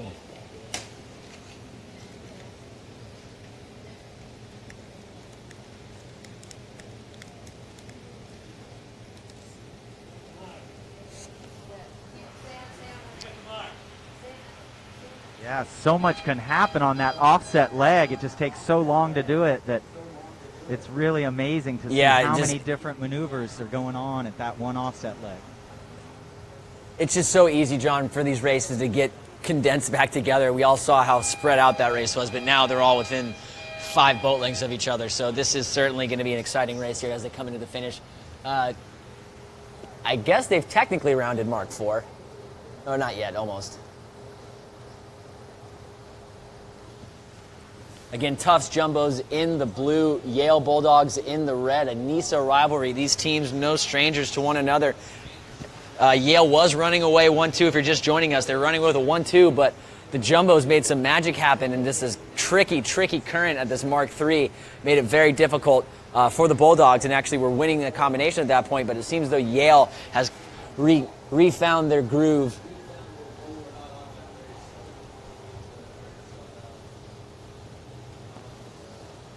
Great visual right there as all these boats are, the breeze is starting to pipe up, crews are on the rails. Everyone on port tack trying to make that pass back happen. We're seeing boat 3 tack out now, and we're seeing some jib ragging. This is where it's going to be team racing, John. Who can execute first? If that boat 3 can keep that pin on boat number 16 compared to what's going on the right-hand side with those other 4 boats. Absolutely. They're just it looks like they're going a lot faster because they are going upwind with the current. So this final beat's going to be very, very fast. Yes, it appears as though Tufts may have taken the 1, but I think their teammates might now have dropped back to a 5-6. It's all recognizing what combination you're in and executing at that moment, John. So Yale, I wouldn't be surprised if they went through 4 different plays and they were always doing the right thing.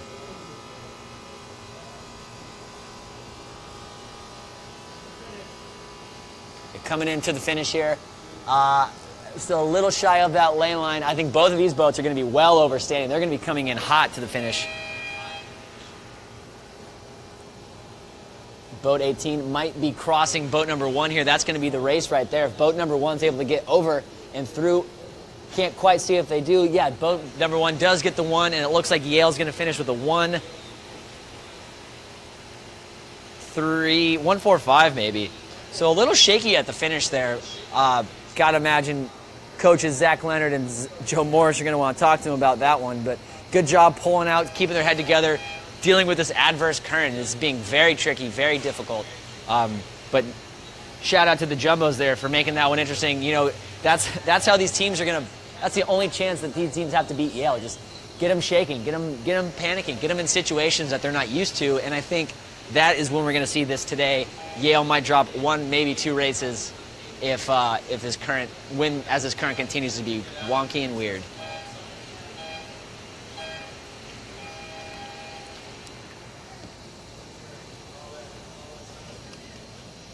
Down here at the start right now, this will be a fun one. The Oregon State Beavers in orange, the Texas A&M Galveston Aggies in the green. Both teams seeking their first win of the regatta. We're seeing some flags thrown early from the umpire right here on the right-hand side of our screen. Not quite sure who he's pointing at. Here we go, boat 14 for Galveston.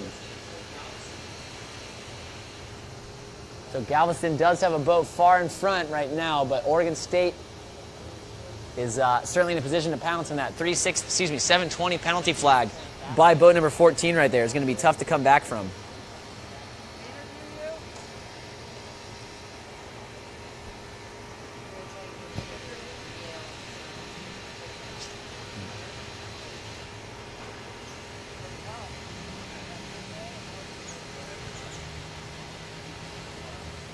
We're throwing it down to John right now, who's live with one of the Tufts sailors.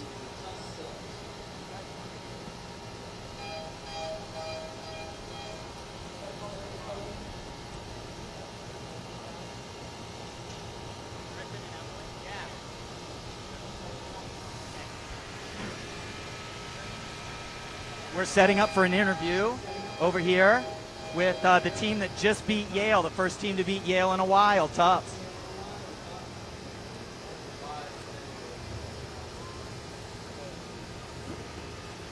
Okay, well, I'm sitting over here with the Tufts team that's pretty smiley right now.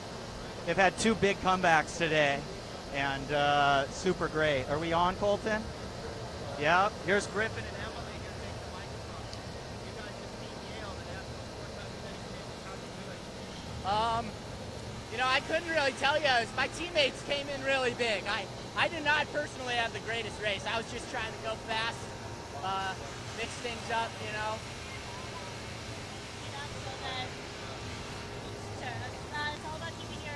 It's all about keeping your boat speed up so that when the chance comes to make a play, you're there and you're in it. It's like you just can't stop. You can't give up, I guess. I don't know. They're always such a joy to race. Yeah, so you guys were behind quite a bit. How'd you gain on that last run? So we were in a 236, I believe, and we were in the 5, and our teammates ahead of us were playing back on the Yale boat ahead of us, and we just took advantage of that. I think Yale capitulated at the end and kind of fouled. So, well, thank you guys, Griffin and Emily. High five there. Great job. Go get them.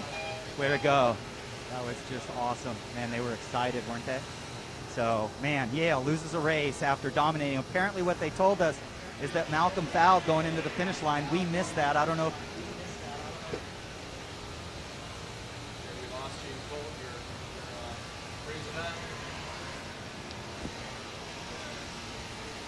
So we might have lost John there real quick, but it sounds like I was completely off. Yale did indeed lose that race to the Tufts Jumbos. Didn't quite see how, but tech score saying Tufts won with a 2-3-5 combination.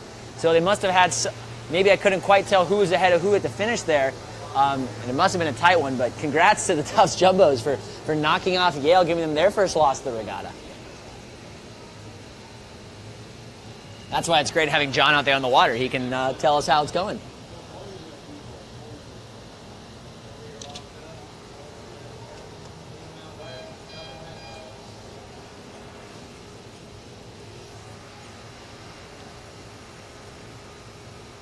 Checking back in with this Oregon State Galveston race. Oregon State in the orange boats and Galveston in the green. Both teams looking for their first win of the regatta. And it looks to be pretty even right now downwind. I would give the advantage to the Aggies of Galveston at the moment with a 1-4-5 combination.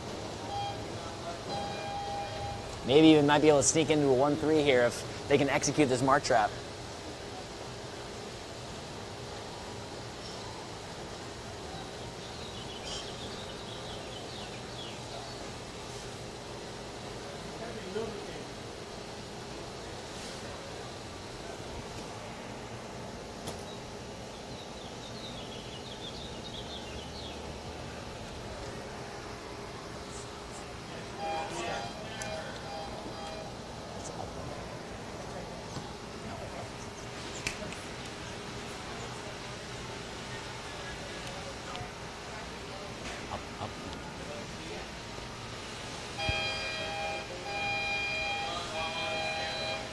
So right now, as we're watching this mark trap going on between Galveston and Oregon State, we're going to see if we can't get some of this Charleston Navy race. Charleston in the red boats, Navy in the yellow boats.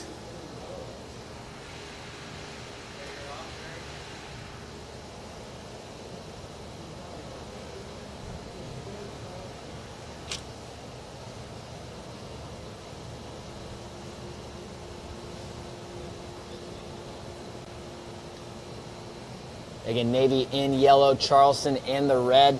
Both teams sitting at 3-1 going into this race. And a win here, I mean, every race is going to count towards the end of this regatta. And head-to-head tiebreakers, that's every race counts. And particularly two teams that I personally saw in the Final Four as teams that are very capable of making it. This will be a fun one to watch. Charleston, obviously, the home team, they see these conditions on a daily basis. They've been practicing in this all semester, all year. So they're very much adjusted to these wonky, weird, current-heavy mark traps that we've been seeing so far today. And Charleston does appear to be in control at Mark 1, going to round in what appears to be a 1-2 right here with these red boats. Maybe even getting a foul right there on boat 16. Someone might attack too soon. I do see a red flag from an umpire, but who's spinning? Boat number 3 for the Cougars. Looks like they're trying to head down. Oh, no, it's the Navy boat, boat number 18. So the Cougars rounding in a 1-2-3 against the midshipmen.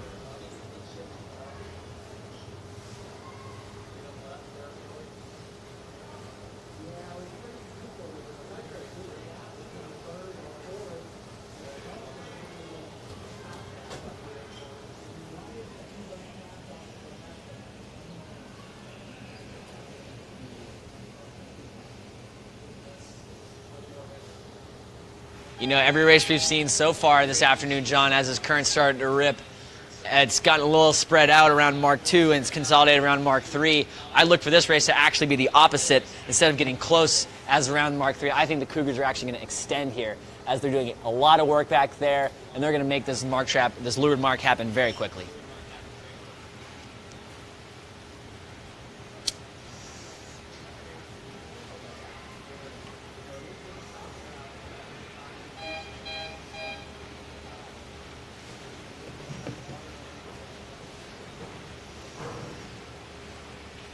Yes, Charleston just cruising away here. Boat number 2 for the Cougars doing a great job keeping a couple of those Navy midshipmen in check.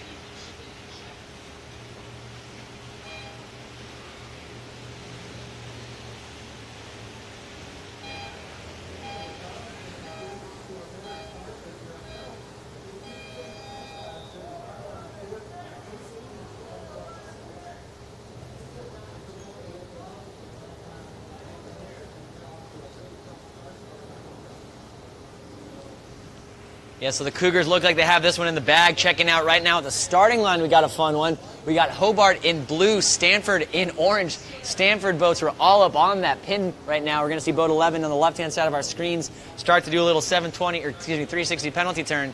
But a lot of boats were over too, so this is going to be a weird one. Got some nice pressure coming on the left-hand side of the course, so these two left boats are about to make out very, very nicely. Boat 5 is going to be full hike here in about 2 seconds. And there's that weird shift. That's a good sign. Farthest left, that was an auto tack right there for boat number 12. That's weird. But that's a good sign from the condition standpoint because that means the breeze is going farther and farther left, which is what we all want to see here when the sea breeze starts to pump. It is 1:20. That's when this all starts to kick in. 1:30, 2 o'clock is the traditional time for the sea breeze to start filling in. Hobart, a disappointing 1-3 thus far. You know, I thought they might be a little more up to pace, but they lost that barn burner against Tufts right there at the end, so they're looking for a big win against the Stanford Cardinal at the moment to try to get the wheels turning.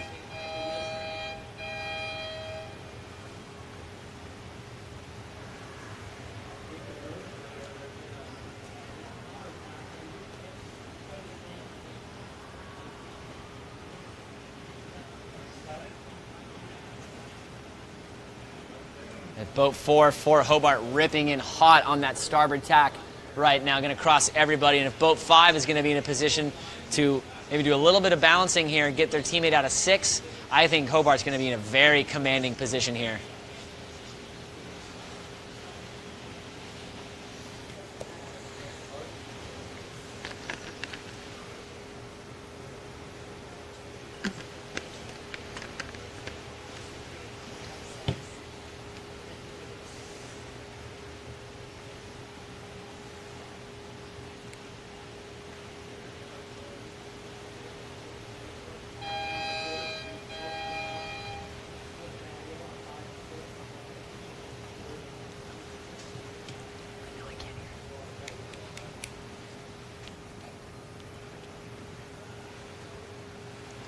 So around the weather mark right now, it does look like 2 Stanford boats were able to snake in there.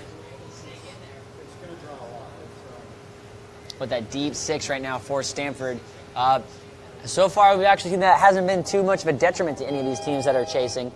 But let's see if the 2 Cardinal can run down this boat and boat number 4. If they, depending on how they want to do it, they could look back, try to make a big hit on boat 5 and boat 6.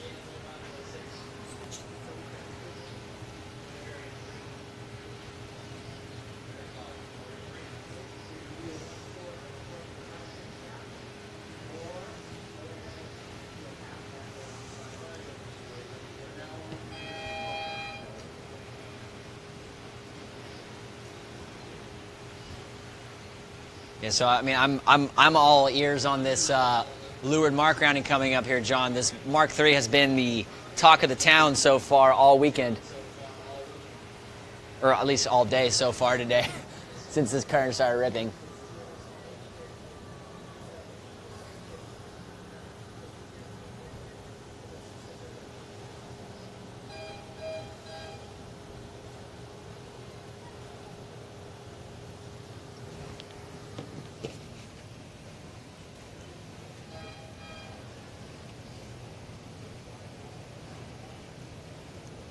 Yeah, we're seeing boat 12 for Stanford start to set up high inside, and boat 10's trying to get through too.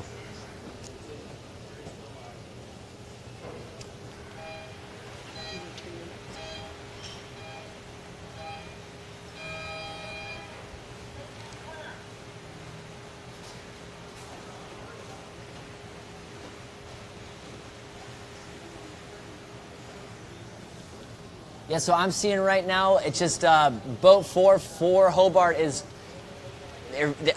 was forced around the mark by boat 12. Great job by Stanford to keep them pushed down the lines of their play. And boat 11 is doing a great job mixing it up, fighting to the inside, trying to get some inside overlap, some room on boat 5. They are in a 2-4-5 right now, is a losing combination. So if I'm looking for boat 4 to make something happen, to pass back and get boat 5 through and around, but it's just tough to do anything.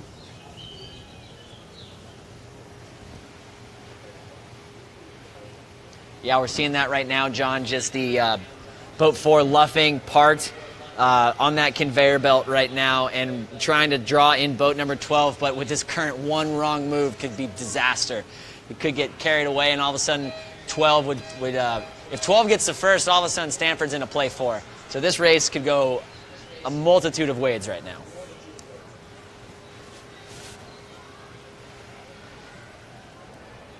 I'm not sure what happened to Stanford there. They had an easy 1-4-5, and then Willadow parked it.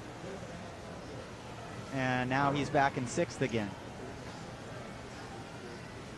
Yeah, it looks like a Stanford boat's taking a penalty turn right now. Boat number 10, not sure if it was a umpire-initiated flag. Didn't see or hear any whistles. And that pass back on the right side of our screens, boat 4 and boat 5 for Hobart. It's very slow, but it is happening. If boat 5 is able to get over the top of the Stanford boat 12, and I think they are just barely eking it out. I think they do. So now Hobart in a 1-2-4 as they, I'll use the word sail lightly right now, as they make their way to Mark 4. It's a tough position for boat number 5 right now because as they have now passed their teammate in boat number 4, if they're not careful, boat 12 for Stanford is going to get ahead of boat 4 as well. So 4 is now just doing full speed ahead, straight to the mark. Boat 5, we talked about this earlier, John, we do see the jibe there onto starboard from boat 5, forcing Stanford and boat 12 to jibe with them. Maybe getting their teammate in boat 6 a chance to catch back up into this race. That was a very, very strong move by boat 5. Wow, now they're in a 1-2-3 for the Statesman. That was buttery, John.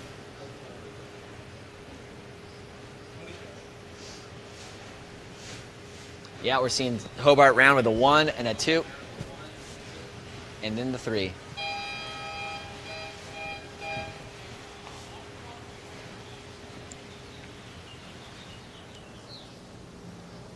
So, Brooks, what is the move now for 6? Is it just to stop and...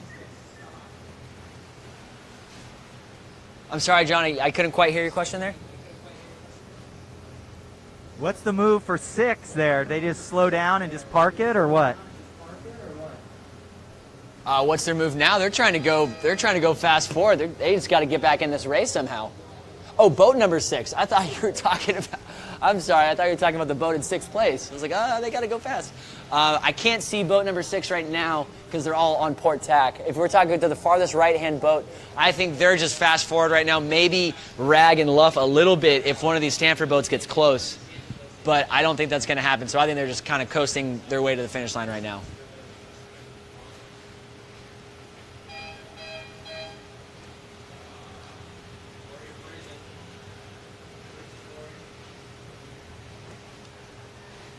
Yeah, we're seeing the boat start to flop on over to starboard there. Boat 5 is probably on ley line, so Hobart is going to get a big win here against the Cardinal. Two teams that I had kind of right on par for each other as far as how I expected them to finish. It was a flip-flop for me how they were going to end up. But Hobart, a big win here, much needed for them.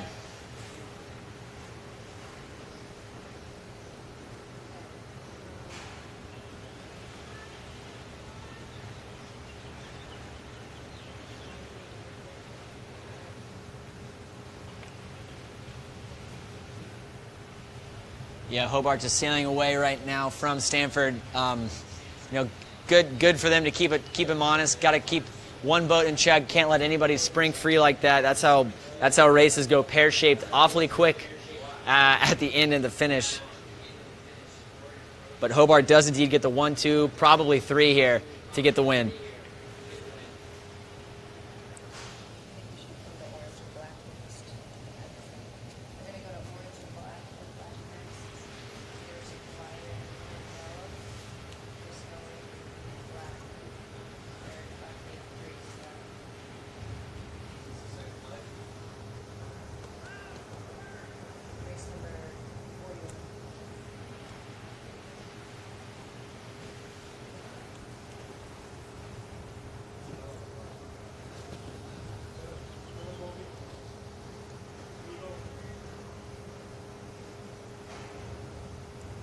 So also rounding Mark 3 right now, looks like we have the BC Eagles in pink and the Northwestern Wildcats in the green cars. And BC does look to have a controlling position right now with one Wildcat boat deep in last.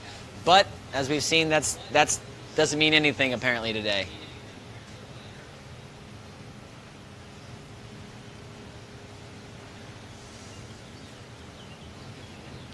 The breeze did just soften up a little bit as this current continues to rip.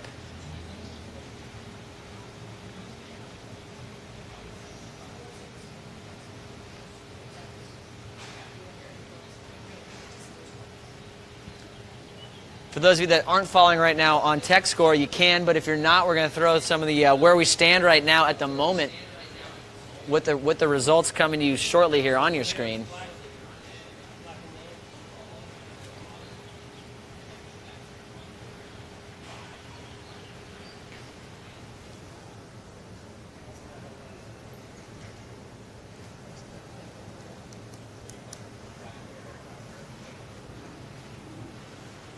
So we're no activity later on down right now at the starting line. We do have on deck a black and orange race between the Hawaii Rainbows in yellow and the Wisco Badgers in black, but the race committee is not showing any signs of intending to start a race at the moment. Perhaps they're going to wait for these races going on to adjust some marks or wait for this breeze velocity to come back up, but we'll see.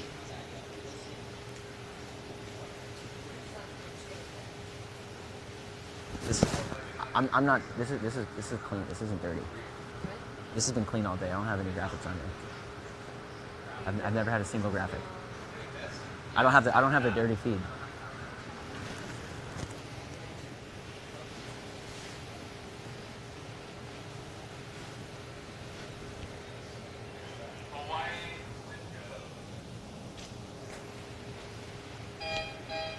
So it sounds like they do want to start up the Hawaii Wisco race we were just talking about. We have a new breeze line coming down. Maybe the race committee was just waiting for that to make its way down the harbor.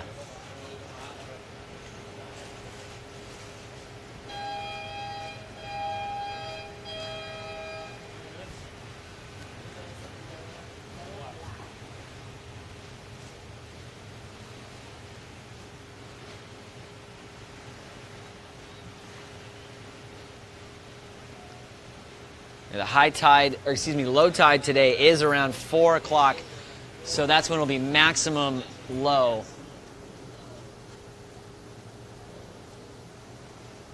But this current, I think it's only going to get softer from here on out compared to what we saw ripping earlier on. But certainly it's still ebbing, So looking at these results right now, it's all close. It's still so early, only like 4 or 5 races under the belt for each of these teams. Tufts is sitting at top right now, sitting at 4-0 at the moment, but based off of who they've raced, it's one of those things early on, it's easy to take that with a grain of salt. Their wins have come against Oregon State and Galveston. That's two of the wins that they have gotten so far, and they did get that big win against Yale and that exciting one against Hobart, so take that with a grain of salt if you like. Boston College lost that great race to the Hoyas, who are sitting tied with them right now.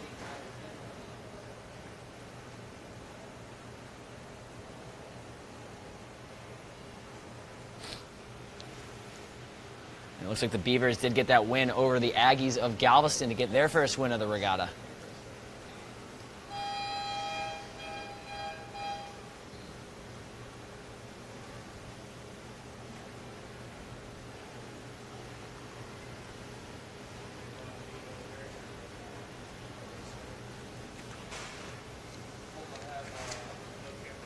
So coming up next, black and yellow, we have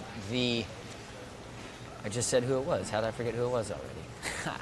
We have the Rainbows of Hawaii in yellow. The Wisco Badgers in black. Wisco looking for their first win of the day. Hawaii only with 1 win, looking to increase their win total by 100%. So let's see how this one shakes out.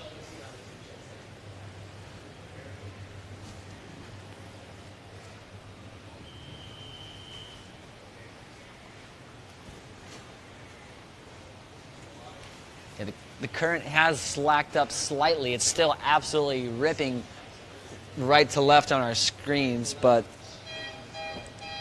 certainly lighter than it was about an hour ago. John, you were talking about that coefficient with current earlier today. Could you explain that a little bit more? I had never even heard that term before in my life.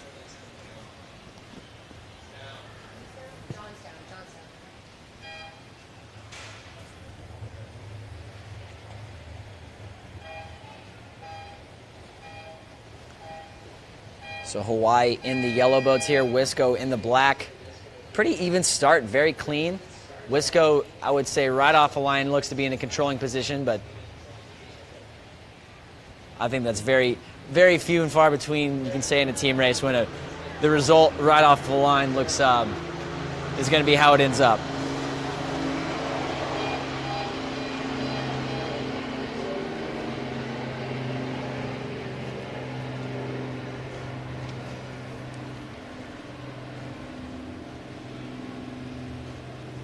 We're seeing one Hawaii boat just shipping it out left right there on the left-hand side of your screens that you're seeing right now.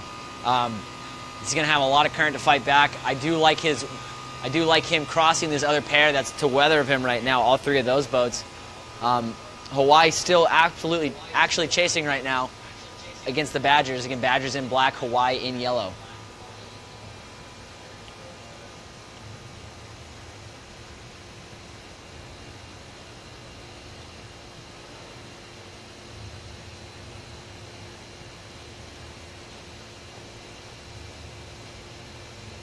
Yeah, we can see that port tack angle is not as brutal as it was, that conveyor belt effect, if you will. So the current certainly has started to soften.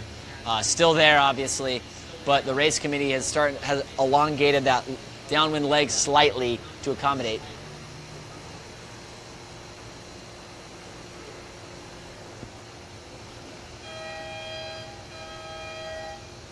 So as they approach Mark 1, it looks like Hawaii will indeed have first, right now. but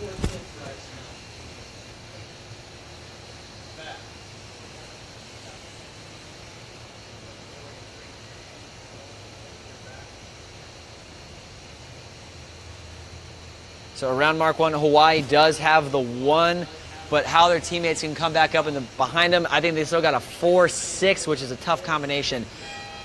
Boat number 4 for the Rainbows needs to clamp down hard on boat number 12 for the Badgers to get their teammate through, make this 4, 5, 6 pass back happen.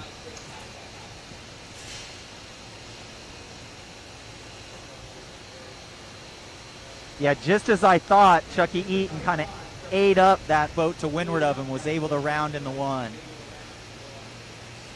Yeah, John, you're right there at the weather mark. What are you seeing as far as the current? It looks like it's been getting a little bit lighter than we saw earlier.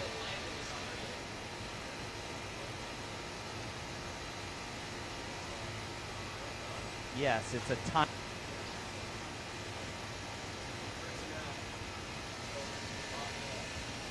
Starting to back off, but it's still a good 1.6 knots is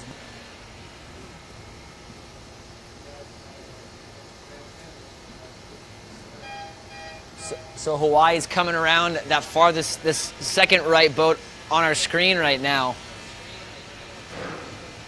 Might be coming through on boat 10. See if they can cause a little bit more issues with them.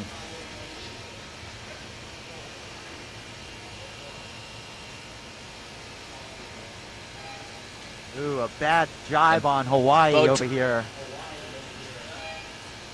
Yeah, boat 12 right now Hawaii's is very much making a a case to get back into this race. Came down in a nice vein of pressure, getting ahead of not one, maybe even 2 of those Hawaii boats.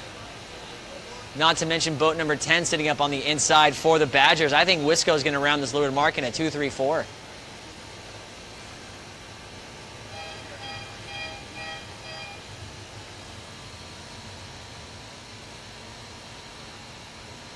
I think boat 10 need to do a little bit more work there to get their teammates out. I know it's tough, but they need to try to take a...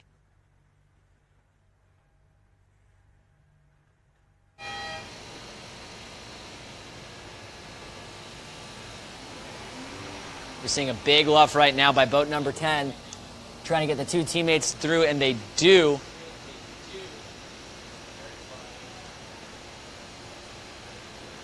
The Badgers just seem to be boat speeding through the bows.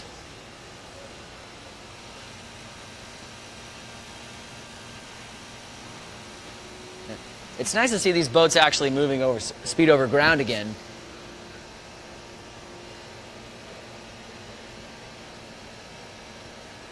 Not seeing too much team racing going on this leg. Here we are starting to see boat number 11 starting to engage, but you think one of them would make a point or a pick at some point just to solidify their play, at least let the rest of their teammates know what play they're in.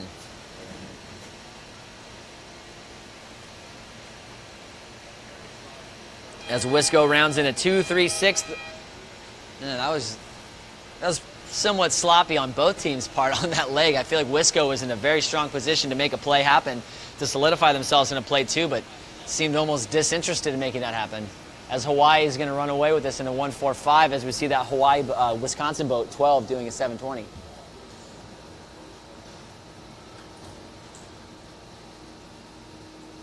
The biggest hope the Badgers have right now is boat 11 to try to make anything happen. Maybe that boat farthest left, right near boat 10, might have a piece of that Hawaii boat to leeward of him, but that's going to be hard to say at the moment.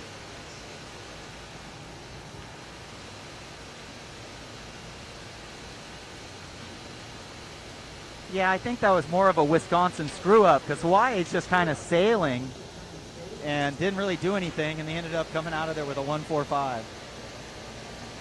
Yeah, I think it's really easy to get carried away in team racing, John. I have the philosophy of team racing to do less. It's so easy to get caught over team racing, and maybe Hawaii's laid-back, chill attitude right there just kind of helped them sail back into this race. Yeah, it was kind of funny. You know, Chuck Eaton was going into the windward mark, and he was barely crossing that boat on port, and Wisco was on starboard, and Chucky just had a big smile on his face, just like, no worries. So you're right, that Hawaii attitude was happening even in the tough moments. Yeah, so it does look like Hawaii's going to skate through this one. It's a little bit light right now, so maybe not quite out of the woods yet, but I think the Badgers are just running out of room to make something happen.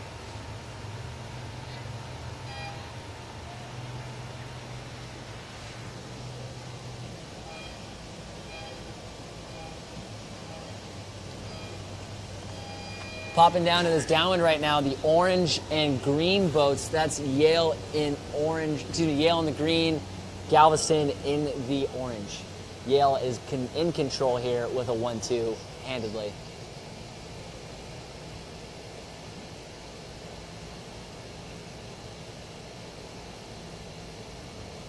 So Hawaii does get the win. John, what did they finish with? What combination did they finish with?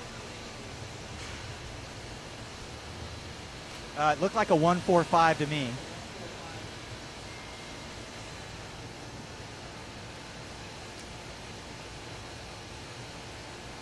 Yeah, it looks like it's pretty soft up there right now, too. There's some breeze coming in behind you, but did it get really light right there at the finish? Yes, it did. And, you know, we're really light at the start down here, too. So it's just not like last year. Last year was much easier sailing. This year is just, every day is so challenging.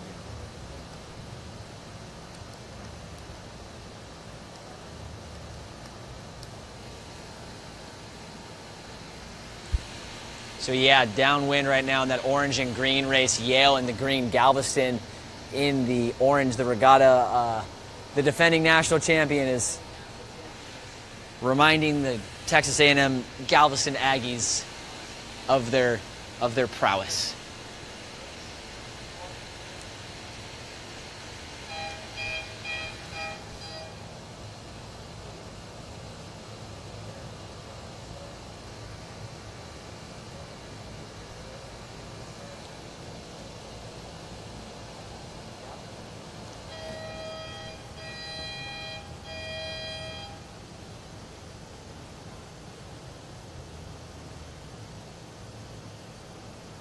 So at this start right now, those horns you just heard is going to be the ODU Monarchs in blue versus the Oregon State Beavers in orange. Oregon's been in orange a lot. It's kind of funny how that works out.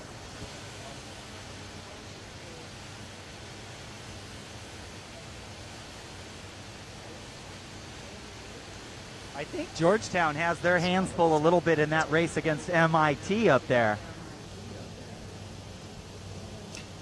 Georgetown, MIT at the weather mark right now. Yeah, John, what are we seeing right now up there? You're right there.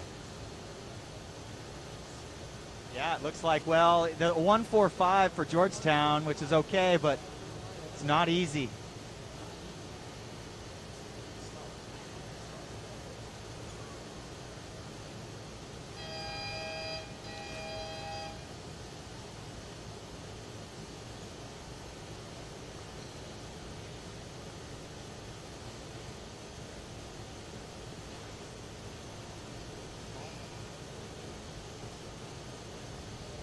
And who is this next start, Brooks?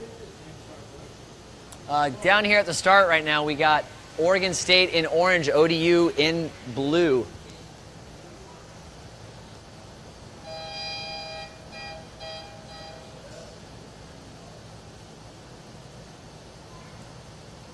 ODU at 2-2 right now with a win over Hobart. But remember, we lost. They kind of, I don't want to say they blew that race, but they were in control against Eckerd. But Eckerd was able to claw back at Mark III. That was one of the wonkiest races of the day. So that loss might come back to bite them. Let's look for the Monarchs to rebound here against Oregon State.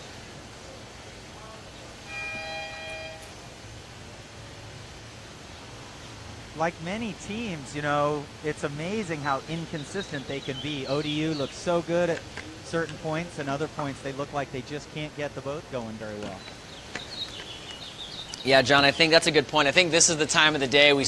At first we were talking about the first couple races. Some of these teams are a little nervous, a little shaky getting the cobwebs off. But I think this is the time of the day. You know, we've been racing for, what now, 4 hours almost. And this is when I think these teams will really start to take their shape, and we can see what they're really made of.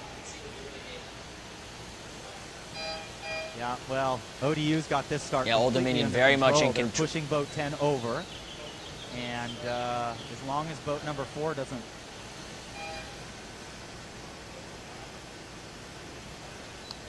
Yeah, Old Dominion doing a great job of forcing both of these boats over. We're going to have boat 10 over, maybe even boat 6 for Old Dominion right now.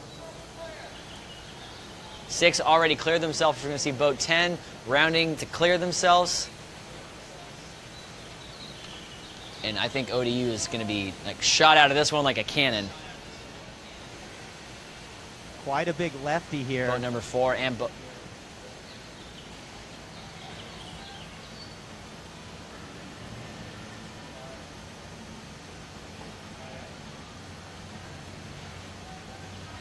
Yeah, John, it looks like that bottom right corner, the bottom left corner where you're at right now, it seems to be slightly less reverb coming off that seawall that we saw earlier. What can you comment about the on-the-water conditions right now? Yeah, absolutely flatter now. You know, it's easier. Even in this light air, the boats aren't bobbing as much over here, so the sailors are kind of enjoying this side a lot more than they were earlier. So we definitely are seeing a slow back off here of the tide.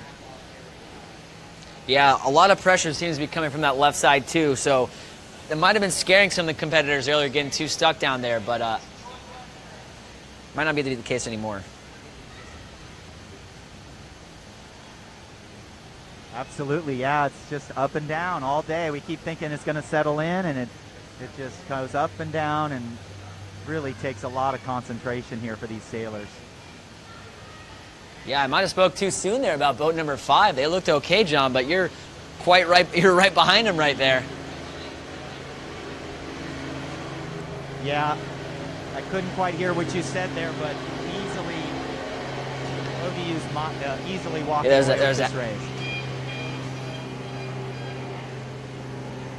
Yeah, that helicopter was flying right over right when I was talking to you. I was just saying boat 5 might not have looked too hot. I thought that bottom left corner might have been a little bit nicer than it was, but here they are coming up from the back of the pack. Yeah, this light air near the start is really punishing for some of these skilled but heavy skippers. Some of these skippers are 160, and if they're not sitting forward, they're just pooching the stern on these Z420s, and I don't think they can really tell how much the stern is dragging. Yeah, John, talk about that a little bit more. Obviously, you're talking about body weight placement in these small, light boats. What are you looking for in a small double hand boat like this? Well, you're trying to look at the boat so that you want to help your teammates out in practice and talk about what's going to put the boat with the bow just in the water and the stern just in the water for maximum waterline length. And what I'm seeing is these guys are sitting too far back, some of these bigger skippers, dragging the stern, shortening the waterline length, and then it's just like dragging your heel on a rollerblade to slow yourself down. Dragging the back of the boat is going to slow you down there. So we got to make sure that the skippers and the crews are sitting on the same kind of line of the boat. So the skipper's forward and the crew's back, and they're kind of lined up with each other.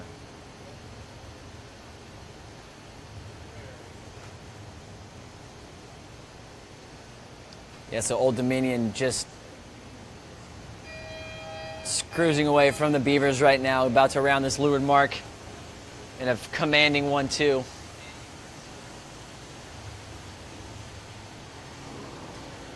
Yeah, and now ODU's got the solid 5 too, so I think they're pretty golden on this one.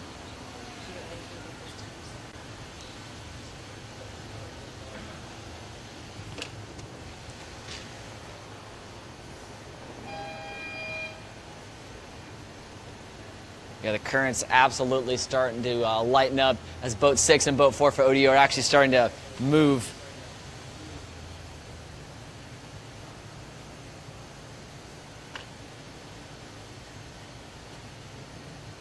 Yeah, hopefully as the tide backs off here more and more, the sea breeze comes in. You know, it's kind of a strange phenomenon in some cities where when the tide changes or when the tide's coming in, sometimes the sea breeze will actually come in with it, and I have no idea why that happens. But I've been to a lot of places. I think, John, I think you're absolutely right. When that current switches, that's when we do see some wind and weather changes. You know, I don't know enough about it. If any of you tuning in right now are meteorological experts, please feel free to chime in the chat. But I think it has something to do with the tide coming in, bringing in that colder ocean water as opposed to what's currently sitting, you know, up the river, up and it's shallower. The water temperature in Charleston obviously on the warmer side, but the ocean temp that it's going to be coming in with the current is always going to be a little colder. Yeah, I don't know what the theory is either. Newport, Rhode Island is kind of famous for that deal. If you get that tide change, tide flooding in, you'll often, on a summer day, you'll get the sea breeze to follow in the bay as it happens. It's quite remarkable.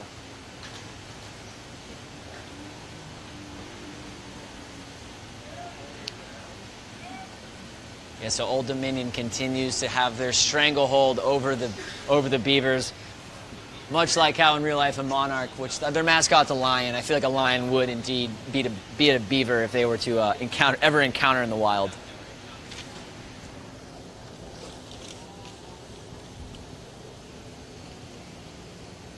Yeah, we'll give a shout out to the Oregon State baseball team. Actually, I think they're #1 ranked in the country. So. You're absolutely right, Sean. One of my, a pal of mine, he might be tuning in. He's a Oregon State alum, and he works in sports radio up there in Portland, and he's always talking about how good the Beavers are. He's kind of close, actually, with the head coach, and he's just a really cool guy. So, yeah, Oregon State, absolutely #1 baseball team in the country. As the College World Series is about to kick off here in a couple weeks.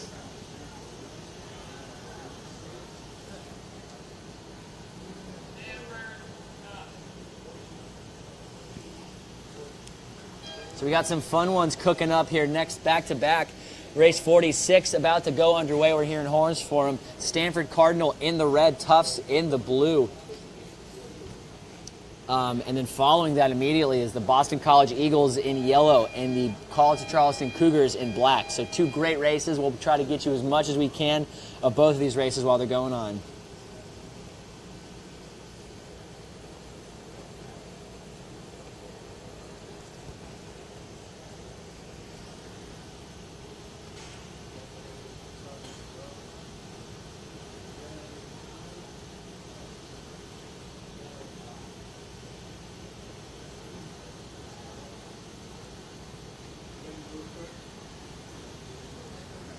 Just based off of where I'm seeing you right now, John, on the race course, looks like there's a big wind line coming down at you. Is there a velocity increase happening soon?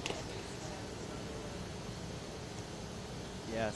It just doesn't seem to reach us, but this one just might. This puff is equal to the biggest puff of the day rolling in here.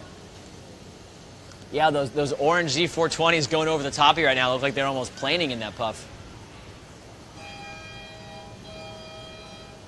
Yeah, those Z420s are so fun compared to the clubs because they get up on a plane with a different hull shape and so much lighter. Yeah, those. Yeah, we're gonna go back to that wind graphic right here, John. Bummed you can't see up here on the monitor, but from what we were looking at earlier, it looks like it has slowly clicked left slightly. What we were looking for, that more southerly sea breeze.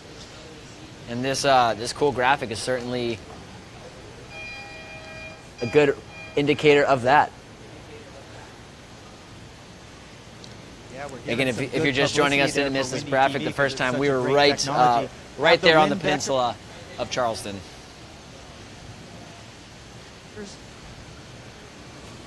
Yeah, farther offshore, John, you're right. There were longer wind vectors, which indicate a little more breeze coming. So I think that's going to start to make its way down.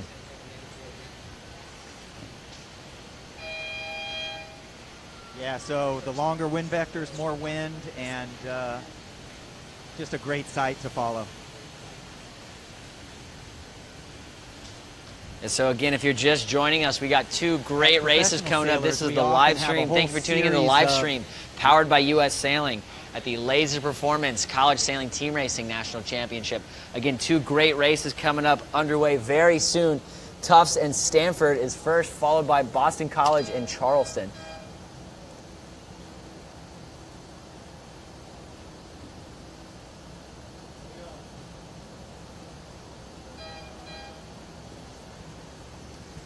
So again, Stanford is in the red boats and Tufts is in the blue boats. Stanford chasing right now, coming up into the finish line, or pushing, I should say, not chasing. Great angle of that start right there. Looked to be all clear, and Tufts in the blue looks to be a lot stronger off the line right now. Boat 17 and boat 16. Starting with great speed off the line.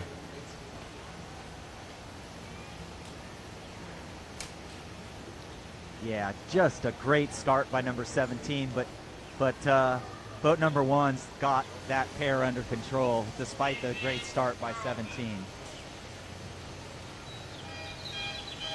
Yeah, I think as the current starts to subside a little bit, not only are the sailors going to get a little bit more aggressive, but they're just a little more comfortable in these conditions.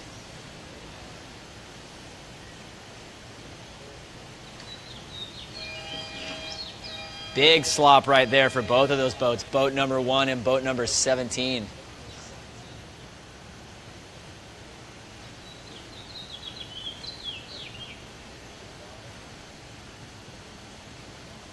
Yeah, so we're looking at, Will Ladow here. He's got this pair under control. Yeah, that blue boat right there, Boat for one Tufts, up looks like here. they're He's got struggling that really pair hard to hold on, John. not You quite under think they're control, going to hold that, or do you think that's this monitoring it. current